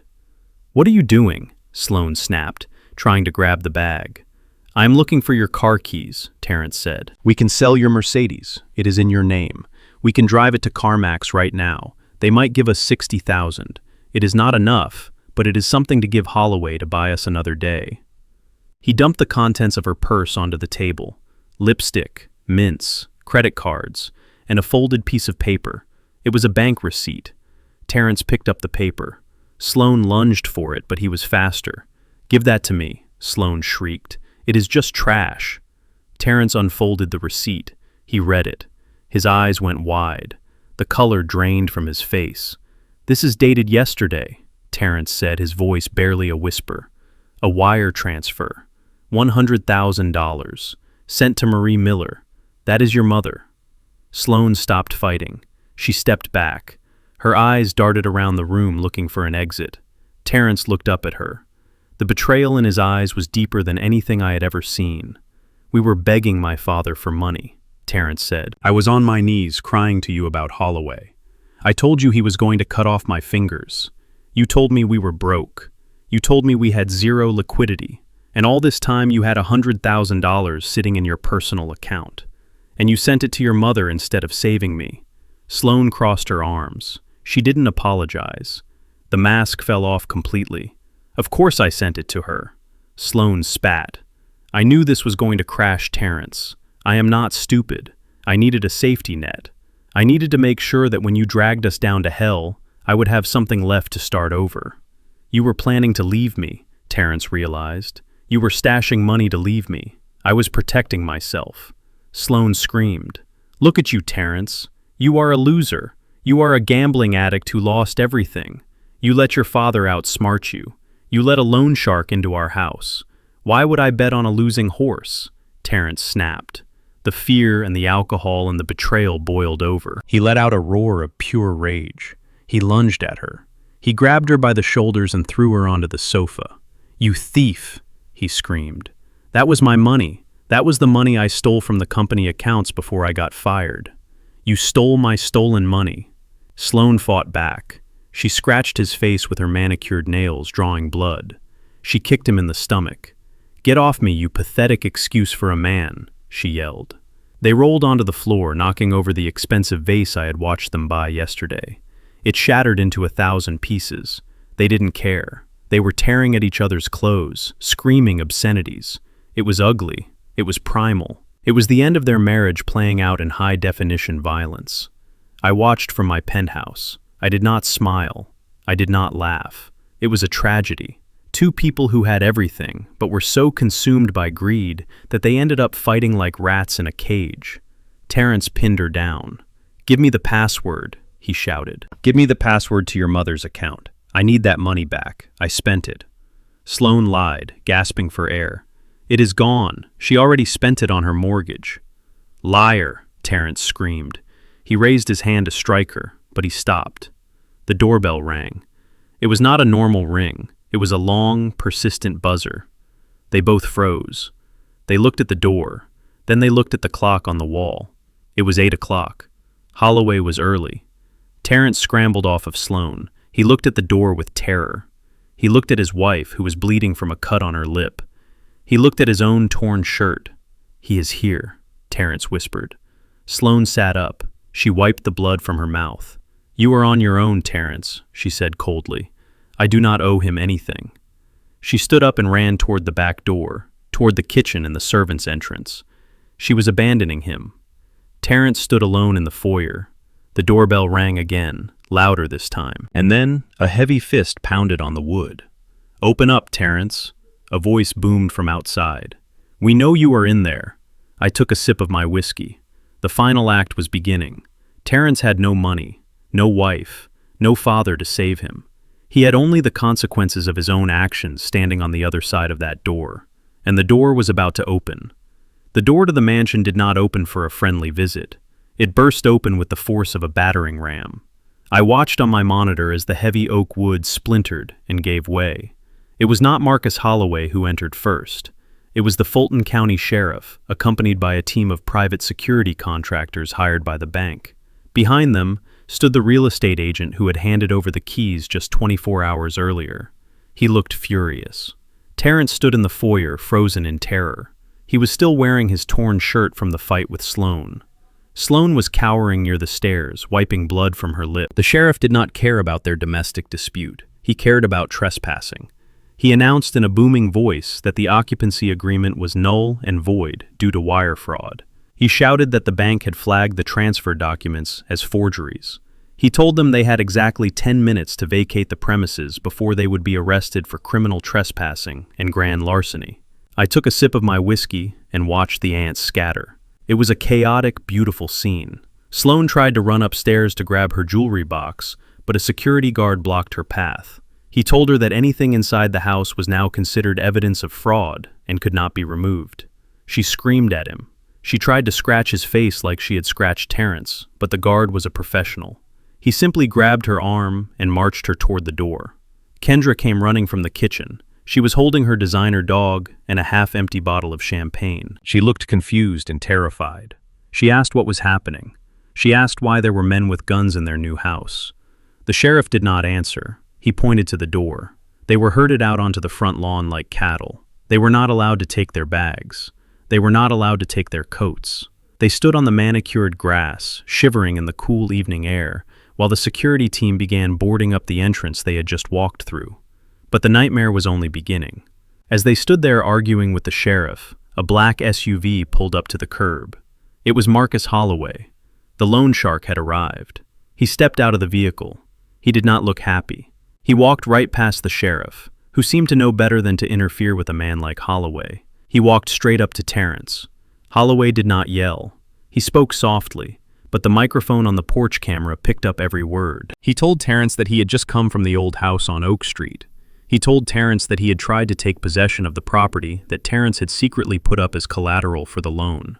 I leaned forward. This was the secret I had suspected. Terrence had forged my signature months ago to put a second mortgage on my home. He had given the deed to Holloway as insurance. Holloway's voice dropped an octave. He said that when his men arrived at the old house, they found new locks. They found a notice on the door stating the property was now owned by the Lucille Harper Charitable Trust. He told Terrence that a trust property cannot be seized for a personal debt. He told Terrence that the collateral was worthless. Terrence fell to his knees. He begged. He pleaded. He said it was a mistake. Holloway shook his head. He signaled to his men. Two large enforcers stepped forward. They did not attack Terrence right there in front of the police. Instead, they went for the assets that were accessible. They walked over to the Range Rover parked in the driveway. The keys were still in the ignition. One of the men got in and started the engine. The other man walked up to Sloane. He grabbed her wrist. He didn't ask. He simply pulled the diamond Rolex off her arm. He ripped the diamond studs from her ears. She screamed in pain, but she did not fight back. She knew who these men were. Holloway looked down at Terrence. He told him that taking the car and the jewelry was just the interest payment. He said the principal $2 million was still due. He said he would give Terrence 24 hours to find the cash, or he would come back for the fingers he had promised to collect. Holloway got back into his SUV. His man followed in the Range Rover. They drove away, leaving my family standing on the curb with absolutely nothing. The bank had taken the mansion. The mafia had taken the car and the jewelry. The trust had protected the old house. They were homeless. I switched the camera feed. I had one more loose end to tie up. My youngest son, Darnell. Darnell had not been at the mansion. He had left hours ago to meet his dealer. He was currently sitting in his beat-up Honda Civic in the parking lot of a derelict strip mall on the south side of the city. He was waiting to buy enough oxycodone to numb the reality of his life. I picked up my burner phone. I dialed the number for the Atlanta Police Department Narcotics Division. I did not give my name. I simply gave a location. I gave a description of the car. I told them that a transaction involving a significant amount of illegal substances was about to take place. I watched on the city traffic camera feed I had hacked into. It took 6 minutes. 3 patrol cars swooped into the parking lot silently. They blocked the Honda in from all sides. Darnell did not even have time to start the car. Officers with drawn weapons surrounded him. They pulled him out of the driver's seat. He was high and confused. He tried to fight them, which was a mistake. They pinned him to the asphalt. They searched the car. They found the pills he had stolen from Lucille's medicine cabinet. They found a bag of white powder he had just bought. They found an unregistered handgun in the glove compartment. I watched my youngest son get handcuffed. I watched them shove him into the back of a squad car. He looked small and pathetic. He was not the tough guy who laughed at my tears at the funeral. He was just another addict who had thrown his life away. I felt a pang of sadness in my chest. No father wants to see his son go to jail. But I pushed the feeling down. Darnell needed this. Prison was the only place he would get sober. It was the only place he couldn't hurt himself or anyone else. I had saved his life by ruining it. I turned back to the main monitor. The sun had gone down completely. Rain had started to fall in sheets. It was a cold, heavy rain that soaked through clothes in seconds. Terrence, Sloan, and Kendra were walking down the street. They had no umbrellas. They had no coats. Sloan was limping because she had lost a heel in the scuffle. Kendra was carrying her shivering dog, shielding it with her body while she herself got soaked. They reached the end of the block, where Sloan's Mercedes was parked. It was the last asset they had. The only reason Holloway hadn't taken it was because it was parked around the corner, and he hadn't seen it. They piled into the car. It was a tight squeeze. The leather interior was cold. Terrence tried to start the engine. It sputtered and died. The gaslight was blinking red. They had driven on fumes to get to the party, thinking they would fill up later with their millions. Now they had no gas and no money to buy any. I watched them through the dash cam I had installed in Sloan's car months ago to track her mileage. The interior of the car was dark, illuminated only by the streetlights outside. They sat there in silence for a long time. The sound of the rain drumming on the roof was deafening. Their breath fogged up the windows. Kendra broke the silence. She started to cry. She said she was hungry. She said she wanted to go home. Terrence laughed. It was a broken sound. "We don't have a home, Kendra. We don't have anything." Sloan turned on him. She screamed that this was all his fault. She screamed that he was a failure. Terrence screamed back. He hit the steering wheel with his fists until his knuckles bled. He blamed her for spending the safety money. He blamed her for pushing him to take the loan. They screamed until their voices were hoarse. They screamed until there was no energy left. Then they just sat there. 3 people who had thought they were better than everyone else, now huddled together for warmth in a dead car on a dark street. They were afraid to sleep. They knew Holloway was still out there. They knew the police were looking for them. They jumped at every shadow that passed the window. I watched them shiver. I watched the realization of their new reality sink in. They were not the Harper dynasty. They were homeless, destitute, and hunted. I reached for the remote control. I could have turned it off. I could have gone to sleep in my warm bed in the penthouse, but I didn't. I watched them all night. I watched as a vigil. I watched to make sure the lesson was sinking in deep. Lucille was gone, but justice was alive and well, and it was sitting in a Mercedes with an empty tank. Around 3 in the morning, a patrol car drove slowly past them. Terrence ducked down in the seat, terrified. The cop car paused, shining a spotlight into the vehicle. Terrence held his breath. Sloan covered her mouth to stop a sob. The cop car moved on. They exhaled, but the fear remained. They were living on borrowed time, and the interest rate on that time was rising every second. I finally closed my laptop. My eyes were tired. My heart was heavy, but my conscience was clear. I had given them every opportunity to be decent human beings. I had given them love. I had given them support, and they had spat in my face. Now they were tasting the rain, and it tasted like regret. Tomorrow would bring the final act, the ultimatum. I knew they would come to me. They had nowhere else to go. And when they arrived, I would be ready. Not with a handout, but with a contract. A contract that would cost them the only thing they had left to sell their souls. The rain had stopped, but the city of Atlanta was still wrapped in a gray, damp fog. It was Monday morning. The deadline for the bank transfer had passed. The deadline for Marcus Holloway was looming. I stood by the floor-to-ceiling window of my penthouse looking down at the street 45 stories below. I knew they were coming. I had instructed Paris to leak my address to a mutual acquaintance just an hour ago. I wanted them here. I wanted them to see what they had thrown away. The intercom on the wall buzzed. It was the concierge from the lobby. His voice was polite, but I could hear the distaste in his tone. "Mr. Harper, there are 3 individuals here to see you. They claim to be family. They are in quite a state, sir. Shall I call security to remove them?" I pressed the button. "No. Send them up." I walked to the door and unlocked it. I did not open it. I went back to the living room and sat in my leather armchair. I crossed my legs. I waited. A few minutes later, there was a hesitant knock. It was weak. It was the knock of someone who had lost the right to enter.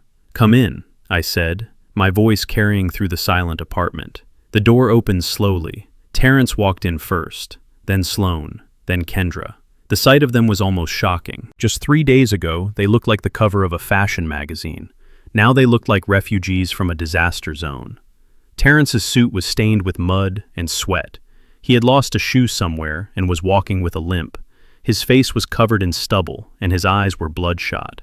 Sloane was shivering uncontrollably. Her designer dress was torn at the hem, and she was barefoot, holding her heels in her hand. Kendra looked the worst. Her makeup had run down her face in black streaks, giving her the appearance of a sad clown. She was clutching her dog so tight the poor animal looked like it couldn't breathe. They stood in the foyer, dripping dirty water onto the pristine marble floor. They looked around the penthouse. Their eyes widened. They took in the high ceilings, the expensive art, the panoramic view. They saw the life Lucille had prepared for us, the life they were supposed to share. Terrence made a sound. It was half sob and half gasp. "Dad," he whispered. He took a step forward, but he didn't walk to me. He ran. He threw himself onto the Persian rug at my feet. He didn't care about his dignity anymore. He grabbed my knees. His hands were cold and clammy. "Dad, please," he cried. "You have to help us. We have nowhere to go. We slept in the car. It was so cold. Sloane's car ran out of gas. We haven't eaten in 24 hours. I looked down at the top of his head. I remembered when he was a boy and he would scrape his knee. He would run to me just like this, and I would pick him up and tell him it would be okay. But that boy was gone. The man clutching my legs was a stranger who had tried to lock me in an asylum. I didn't move. I didn't touch him. I just looked at him. Sloane and Kendra stood back. They didn't kneel. Sloane was looking at the floor, ashamed, or maybe just calculating her next move. Kendra was looking at the kitchen, sniffing the air like a hungry animal. Terrence kept talking. The words spilled out of him in a desperate torrent. "I am so sorry, Dad. I don't know what happened to me. It wasn't my fault. I swear it wasn't my fault. It was Sloane. She made me do it. She told me you were losing your mind. She told me we had to take control of the estate to protect you. I was just trying to be a good son. I was confused. She manipulated me." I looked over at Sloane. She raised her head. Her eyes were dull. She didn't even argue. She didn't have the energy to fight him. She just stood there and let him throw her under the bus. Terrence squeezed my legs tighter. "She spent all our money, Dad. She drove us into debt. I only went to Holloway because she said she needed to maintain her lifestyle. I did it for her. And then she tried to abandon me. You have to believe me. Family is the most important thing. You always taught us that. Family sticks together." I listened to his performance. It was impressive. If I didn't know better, I might have believed him. But I had the recordings. I had the memory of him laughing while he signed the papers to commit me. I knew the truth. He wasn't sorry for what he did. He was sorry that he lost. "Stand up, Terrence," I said quietly. "You are ruining my rug." He looked up at me, hope flickering in his eyes. He thought he had broken me. He thought the old Vincent, the soft Vincent, was back. He scrambled to his feet, wiping his nose on his sleeve. "Thank you, Dad. Thank you. I knew you would understand. We just need a place to stay for a few days, just until we get back on our feet. And maybe if you could help us with Holloway. He is going to kill me, Dad. I held up my hand to stop him. Not yet, I said. First, you must be hungry. The mention of food made their heads snap up. Even Sloane took a step forward. Their stomachs growled loudly in the quiet room. I stood up and walked to the dining room. I had prepared a table. It wasn't a banquet like they had thrown. It was simple food: roast chicken, mashed potatoes with gravy, green beans, the kind of Sunday dinner Lucille used to make every week. The smell filled the apartment. Sit, I commanded. They didn't wait for a second invitation. They rushed to the table. They didn't look for napkins. They didn't wait for me to say grace. They fell into the chairs and grabbed the food. It was a grotesque sight. Terrence ripped a chicken leg off the platter with his bare hands. He shoved it into his mouth, grease running down his chin. Kendra was scooping potatoes onto her plate so fast she dropped half of it on the table. She ate with her fingers, ignoring the silverware. Even Sloane, the woman who prided herself on etiquette, was tearing at a dinner roll like a starving wolf. I stood at the head of the table and watched them. I poured myself a glass of water. I didn't eat. I wasn't hungry. I was feeding them not out of kindness, but because I needed them lucid. I needed them to have enough energy to understand exactly what was about to happen to them. They ate in silence.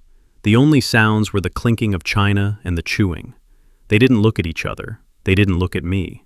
They were consumed by their biological needs. It stripped away all their pretenses. They were no longer the elite of Atlanta. They were just organisms trying to survive. Sloane was the first to slow down. She reached for a glass of water and drank it in one gulp. She looked at me. A flicker of her old arrogance returned now that her belly was full. "This is a nice place, Vincent," she said, wiping her mouth. "I didn't know you had this. Mom really held out on us." I looked at her. "It is not for you," I said. Terrence stopped chewing. He looked at me with a piece of chicken still in his hand. "What do you mean, Dad? Of course it is for us. We are family. Look, we can sell the penthouse. It must be worth 3 or 4 million. That pays off, Holloway, and leaves us enough to buy a smaller house. We can all live together. I will take care of you, I promise." He was already planning his next theft. He was sitting at my table, eating my food, and calculating how to sell the roof over my head. It was pathological. I walked over to the sideboard and picked up a folder. It was a thin black folder. I placed it on the table in front of Terrence.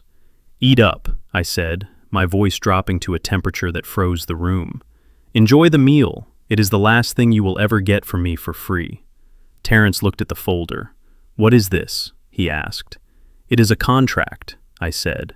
"A contract?" he asked, confused. "For what?" "For your life," I said. I pulled out a chair and sat down opposite him. I leaned forward, resting my elbows on the table. "You came here asking for help. You came here begging me to save you from Marcus Holloway. You know that if you walk out that door right now, he is waiting for you. He knows you are here." I saw his SUV parked down the street. "He is patient, but he won't wait forever." Terrence turned pale. The color he had gained from the food drained away. "You saw him." I nodded. "He is waiting for his money. Or your fingers." I tapped the folder. "I can make him go away. I have the liquidity to pay your debt. $2 million is a lot of money to you right now. To me, it is just a check." Terrence dropped the chicken bone. "Oh, thank God," he breathed. "Thank you, Dad. I promise I will pay you back. I will work. I will do anything." I didn't smile. "Yes, you will." I opened the folder. Inside was a single document and a cashier's check made out to Marcus Holloway for $2 million. "This check saves your life," I said, "but it comes with a price, a very high price." Sloane leaned in. Her eyes narrowed. "What price?" I looked at Terrence. "The condition is simple. You must divorce Sloane, immediately, tonight. You will sign these papers admitting to adultery and financial fraud, giving her full grounds for divorce. And you, Sloane, you will sign away any claim to alimony or marital assets. You will walk away with absolutely nothing." Sloane slammed her hand on the table. "You are crazy. I will never sign that." I ignored her. I kept my eyes on Terrence. "And there is one more thing.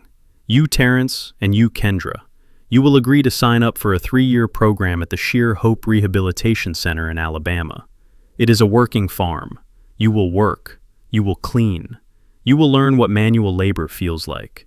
And you will not have access to a phone or a bank account for 3 years. Kendra gasped. A farm? Are you joking? I can't live on a farm. I have a career. You have no career, I reminded her. You are a pariah. I looked back at Terrence. That is the deal.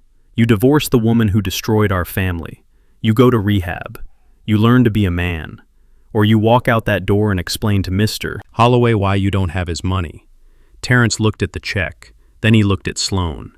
Then he looked at the door. He was sweating again. Sloan grabbed his arm. Terrence, don't listen to him. He is bluffing. We can fight this. We can go to the police. Terrence pulled his arm away. He looked at Sloan with a mixture of fear and loathing. The police can't help me, Sloan. Holloway will find me in jail. He will find me anywhere. He reached for the pen I had placed on the folder. Terrence, Sloan screamed. Don't you dare. Terrence looked at me. If I sign this, you pay Holloway. Right now. I nodded. I pay him. And you never see Sloan again. Terrence didn't hesitate. He didn't look at his wife of 10 years. He didn't think about the vows he took. He picked up the pen and signed the divorce papers. He signed the commitment to the rehab center. He pushed the papers toward me. Done, he said. Now give me the check. Sloan stood up.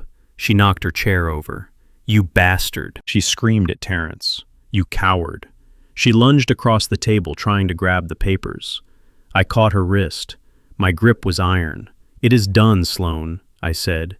You are divorced. You are homeless. And you are not welcome here. I released her. She stumbled back. She looked at Terrence, but he wouldn't meet her eyes. He was staring at the check in my hand like it was a lifeline. I picked up the check. I looked at it. It was a beautiful piece of paper. $2 million. I looked at Terrence. You signed. You sold your wife to save your skin. You proved exactly who you are. Terrence reached out his hand. Give it to me, Dad. Please. I smiled. It was a sad, final smile. I am sorry, son, I said. And then I ripped the check in half. The sound of the paper tearing was louder than a gunshot in the silent room. Terrence screamed. It was a sound of pure, primal horror. What are you doing? He shrieked. You promised. I tore it again and again until it was confetti. I let the pieces fall onto his plate, mixing with the chicken bones. I lied, I said softly. Just like you lied to me about the trust. Just like you lied to me about the asylum. I just wanted to see if you would do it.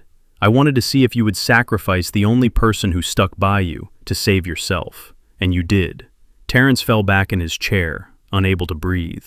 But don't worry, I said, standing up. I did call someone to come get you. But it isn't Holloway. The front door burst open. This time it wasn't family. It was the police. Officer Miller walked in with 4 other officers. He had a warrant in his hand. Terrence Harper, he announced. You are under arrest for bank fraud, forgery, and grand larceny. We have the evidence provided by your father's attorney. They moved in. They grabbed Terrence.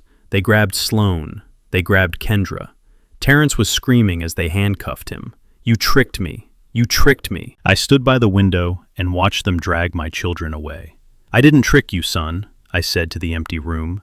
I just let you be yourself. I looked down at the table. The food was cold. The check was destroyed. The apartment was quiet again. I picked up my wine glass and walked to the window. The rain had started again, washing the city clean. It was over. The house of cards had fallen, and I was the only one left standing. The silence in the penthouse dining room was heavy and suffocating. The remnants of the roast chicken lay on the plates like the wreckage of a battlefield. My children sat across from me, wiping grease from their mouths with the back of their hands. Their hunger was satisfied for the moment, but their fear was still alive. They knew that outside the safety of my walls, Marcus Holloway was waiting. They knew that the clock was ticking down to a very bloody deadline. I reached into the inside pocket of my jacket. The sound of the fabric rustling made them both jump. They were like frightened rabbits waiting for the hunter to snap the trap. I pulled out a single slip of paper. It was a cashier's check. I placed it on the mahogany table and slid it slowly across the polished surface until it rested right in front of Terrence. He looked down at it. His eyes bulged. His breath hitched in his throat. It was a check made out to Marcus Holloway for $200,000.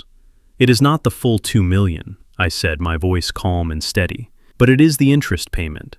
It is enough to buy you another month. It is enough to keep your fingers attached to your hands for a few more weeks. It is a stay of execution. Terence reached for it. His hands were trembling so violently he knocked over his water glass. The water spilled across the table, but he did not care. He only cared about that piece of paper. "Thank you, Dad," he gasped.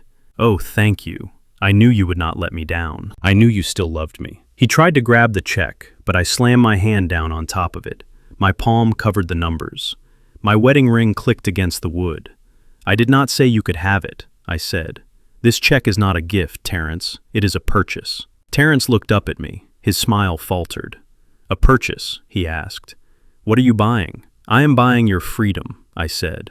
"But not from Holloway. I am buying your freedom from the cancer that has been eating this family alive for 10 years.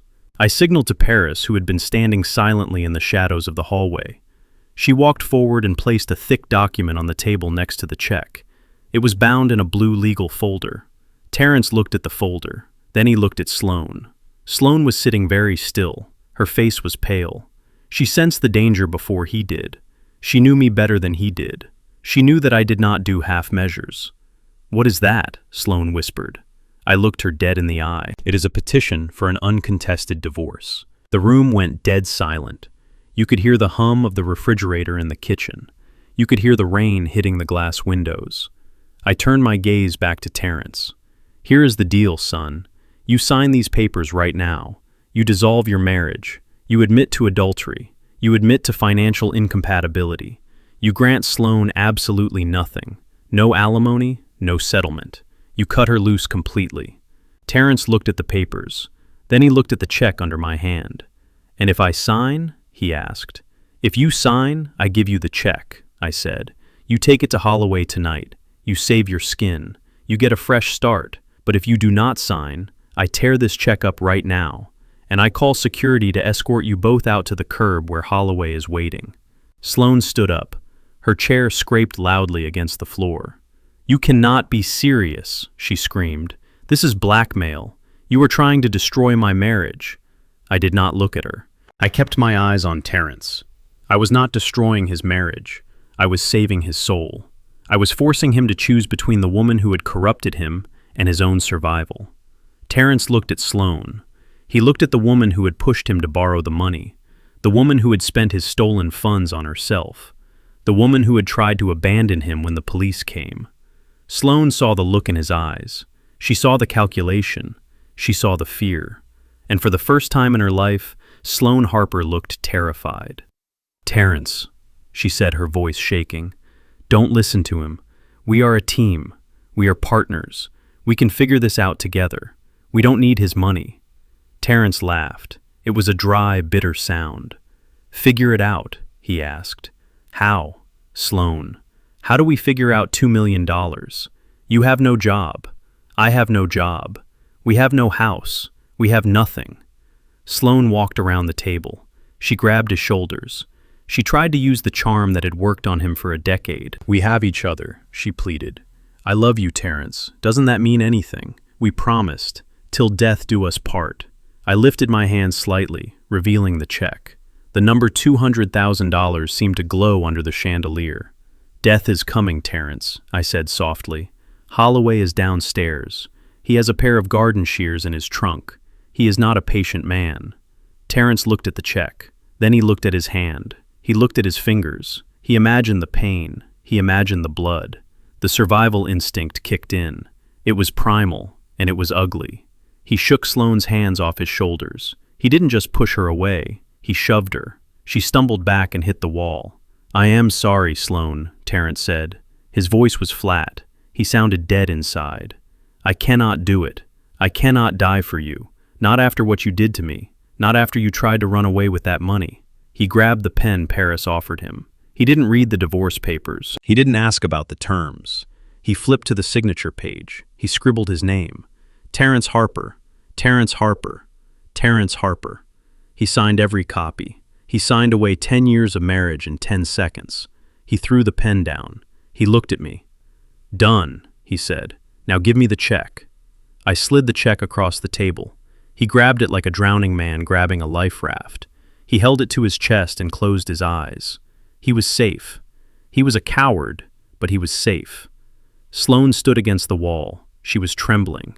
She looked at the husband who had just sold her out for a piece of paper. She looked at the father-in-law who had orchestrated her downfall. She opened her mouth to speak, but nothing came out. I stood up. I walked over to the intercom on the wall. "Security," I said. "Please send 2 officers to the penthouse immediately. We have a trespasser."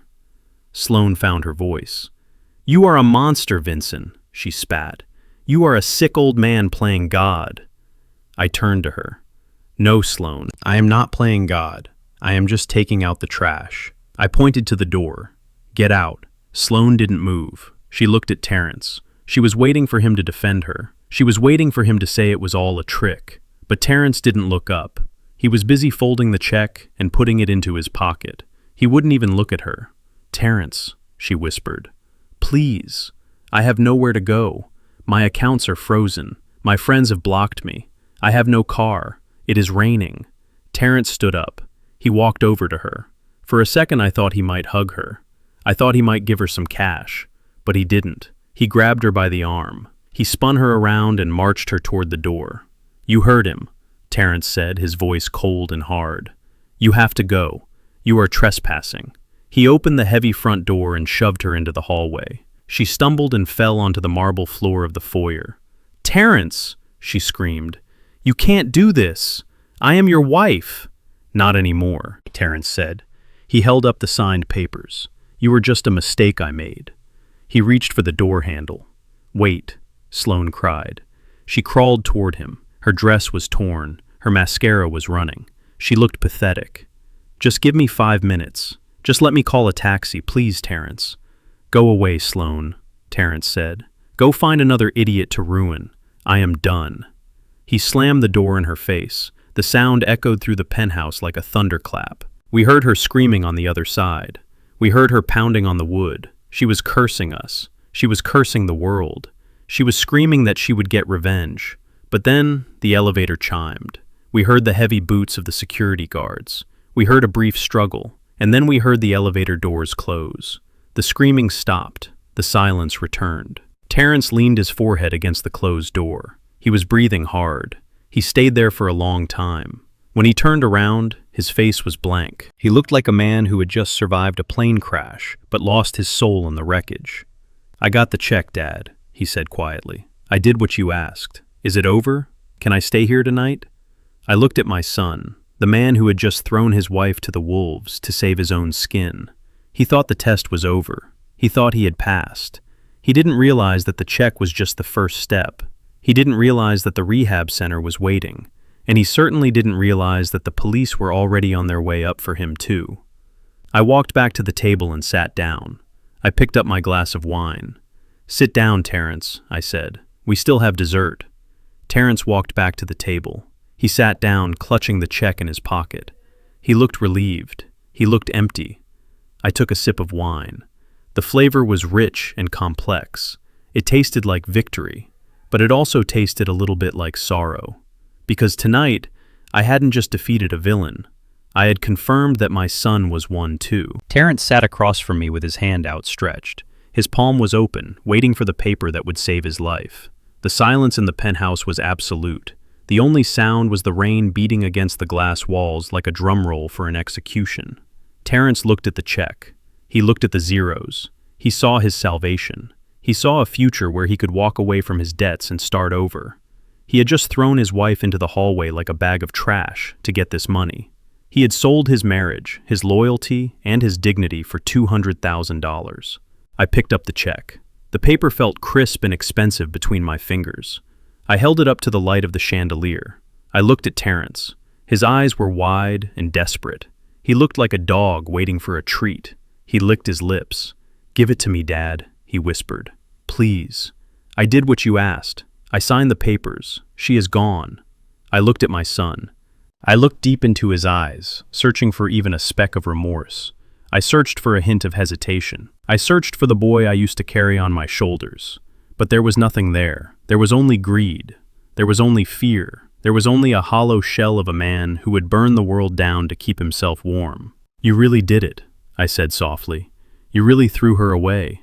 10 years of marriage, vows before God, and you traded it all for this piece of paper. Terrence nodded eagerly. She was toxic, Dad. You were right. She was ruining me. I chose family.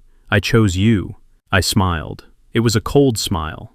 No, Terrence, you did not choose me. You chose money. You have always chosen money. You see, I wanted to give you one last chance, a test. I wanted to see if there was a line you would not cross. I wanted to see if you had a bottom. I held the check with both hands, and I found out. I continued. You have no bottom. You are a bottomless pit of selfishness. And do you know what we do with pits, Terrence? We do not fill them with gold. We bury them. I ripped the check in half. The sound was sharp and violent. It echoed through the room like a bone snapping. Terrence screamed. It was not a word. It was a noise of pure animal terror. He lunged across the table. He tried to grab the pieces of paper falling from my hands. No, he shrieked. No, what are you doing? Stop. I ripped the halves into quarters, then into eighths. I let the confetti rain down onto the table, mixing with the grease and the chicken bones. I lied, I said calmly. Terrence fell back into his chair. He was hyperventilating. He looked at the pile of torn paper. He looked at me. His face was purple with rage and shock. You promised, he screamed. You said if I signed the divorce papers, you would pay Holloway. You gave me your word. I leaned forward. My word? I asked. You want to talk about words. You gave me your word that you would care for your mother. You gave me your word that you would respect this family. Your word is worthless, Terrence, and so is mine when I am speaking to a snake. I stood up and walked to the window. I never intended to pay Holloway, I said. Why would I pay a criminal to save a criminal? That money was never yours. It was never going to be yours. Terrence stood up. He was shaking. He looked at the steak knife on the table. For a second, I saw murder in his eyes. You killed me, he whispered. You just killed me.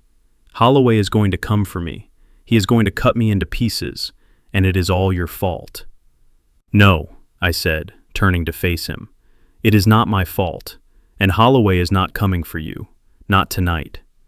Terrence looked confused. What do you mean? Because someone else is already here, I said. The elevator chimed. The doors slid open. But it was not Marcus Holloway and his thugs. It was Officer Miller, the same officer who had kicked them off my porch yesterday. But this time, he was not alone. He was accompanied by 2 detectives in plain clothes and 4 uniformed officers. They walked into the penthouse with their weapons drawn. Terrence Harper, Officer Miller shouted. Put your hands in the air. Terrence froze. He looked at the police. He looked at me. He didn't understand. What is this? He stammered. I didn't do anything. I am the victim here. My father just tricked me. Detective Williams stepped forward. He pulled a pair of handcuffs from his belt. The metal glinted under the lights. Terrence Harper, you are under arrest, the detective said. For what? Terrence screamed. For divorce. That is not a crime. Not for divorce, the detective said as he spun Terrence around and slammed him against the wall. We are arresting you for 30 counts of identity theft, 20 counts of wire fraud, and for the grand larceny of $2 million involving the falsification of loan documents secured by the Lucille Harper Charitable Trust. Terrence struggled. That is a lie. I never stole from the trust. The money never cleared. We are not talking about this week, son, the detective said, tightening the cuffs. We are talking about the last 5 years. Your father provided us with a very interesting ledger, a black book kept by your late mother, and he provided us with the digital forensic trail of how you opened credit cards in her name to fund your gambling. Terrence stopped fighting. He went limp. He looked at me. I was standing by the table, my hand resting on the pile of torn check paper. The ledger, he whispered. You found the ledger. I nodded. I found everything, Terrence. I found the loans. I found the theft. I found the reason your mother cried herself to sleep. You thought she didn't know. She knew. She documented every penny. She just loved you too much to call the police. I walked closer to him. But I am not your mother, I said. I loved her too much to let you get away with spitting on her grave. The officers began to drag him toward the elevator. Terrence dug his heels into the carpet. He looked back at me one last time.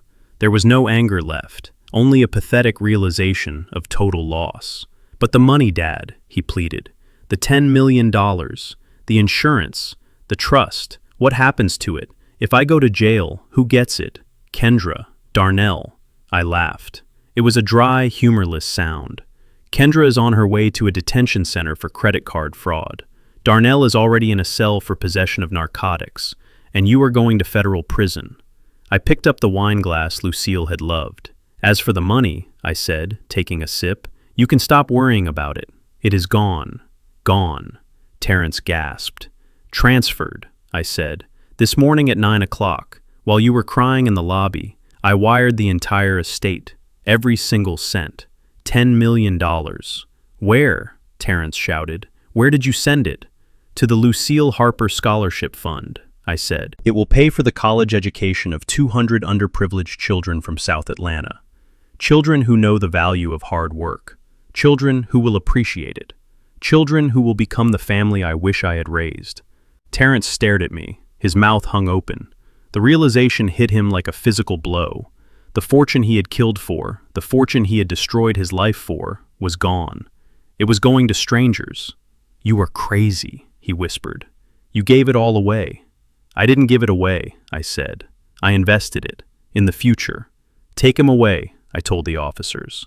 They dragged him into the elevator. He started to cry. It was the sound of a child who realizes the dark is real and nobody is coming to turn on the light. The doors closed. The penthouse was silent again. I stood there for a long time. I looked at the empty table. I looked at the torn check. I looked at the divorce papers signed in panic. I picked them up. I would mail them to the courthouse tomorrow. Sloan would get her wish. She would be single, and she would be destitute. I walked to the kitchen and poured the rest of the wine down the sink. I didn't need it. I didn't need to drink to forget. I wanted to remember everything. 3 days later, I sat in seat 1A on a flight bound for Paris. The cabin was quiet and smelled of leather and expensive perfume. The flight attendant walked by and placed a glass of champagne on my tray table. Mr. Harper, she said with a smile, would you like a newspaper? I nodded. Yes, thank you. She handed me the Atlanta Journal-Constitution. I unfolded it. The headline was on the bottom half of the front page, but it was bold. Prominent Atlanta family arrested in multi-million-dollar fraud ring. There was a picture of Terrence trying to hide his face with his cuffed hands. There was a mugshot of Sloan, looking haggard and old. There was a sidebar about Darnell and Kendra. I read the article. It detailed everything. The gambling, the fake loans, the viral audio recording that exposed their cruelty. The reporter called me a tragic figure, a victim of elder abuse who had bravely assisted the authorities. I folded the paper and placed it in the seat pocket. I was not a victim, I was a survivor, and I was a teacher. I had taught them the hardest lesson of all, that you cannot build a life on the bones of the people who love you. I looked out the window. The plane was taxiing down the runway. The engines roared to life.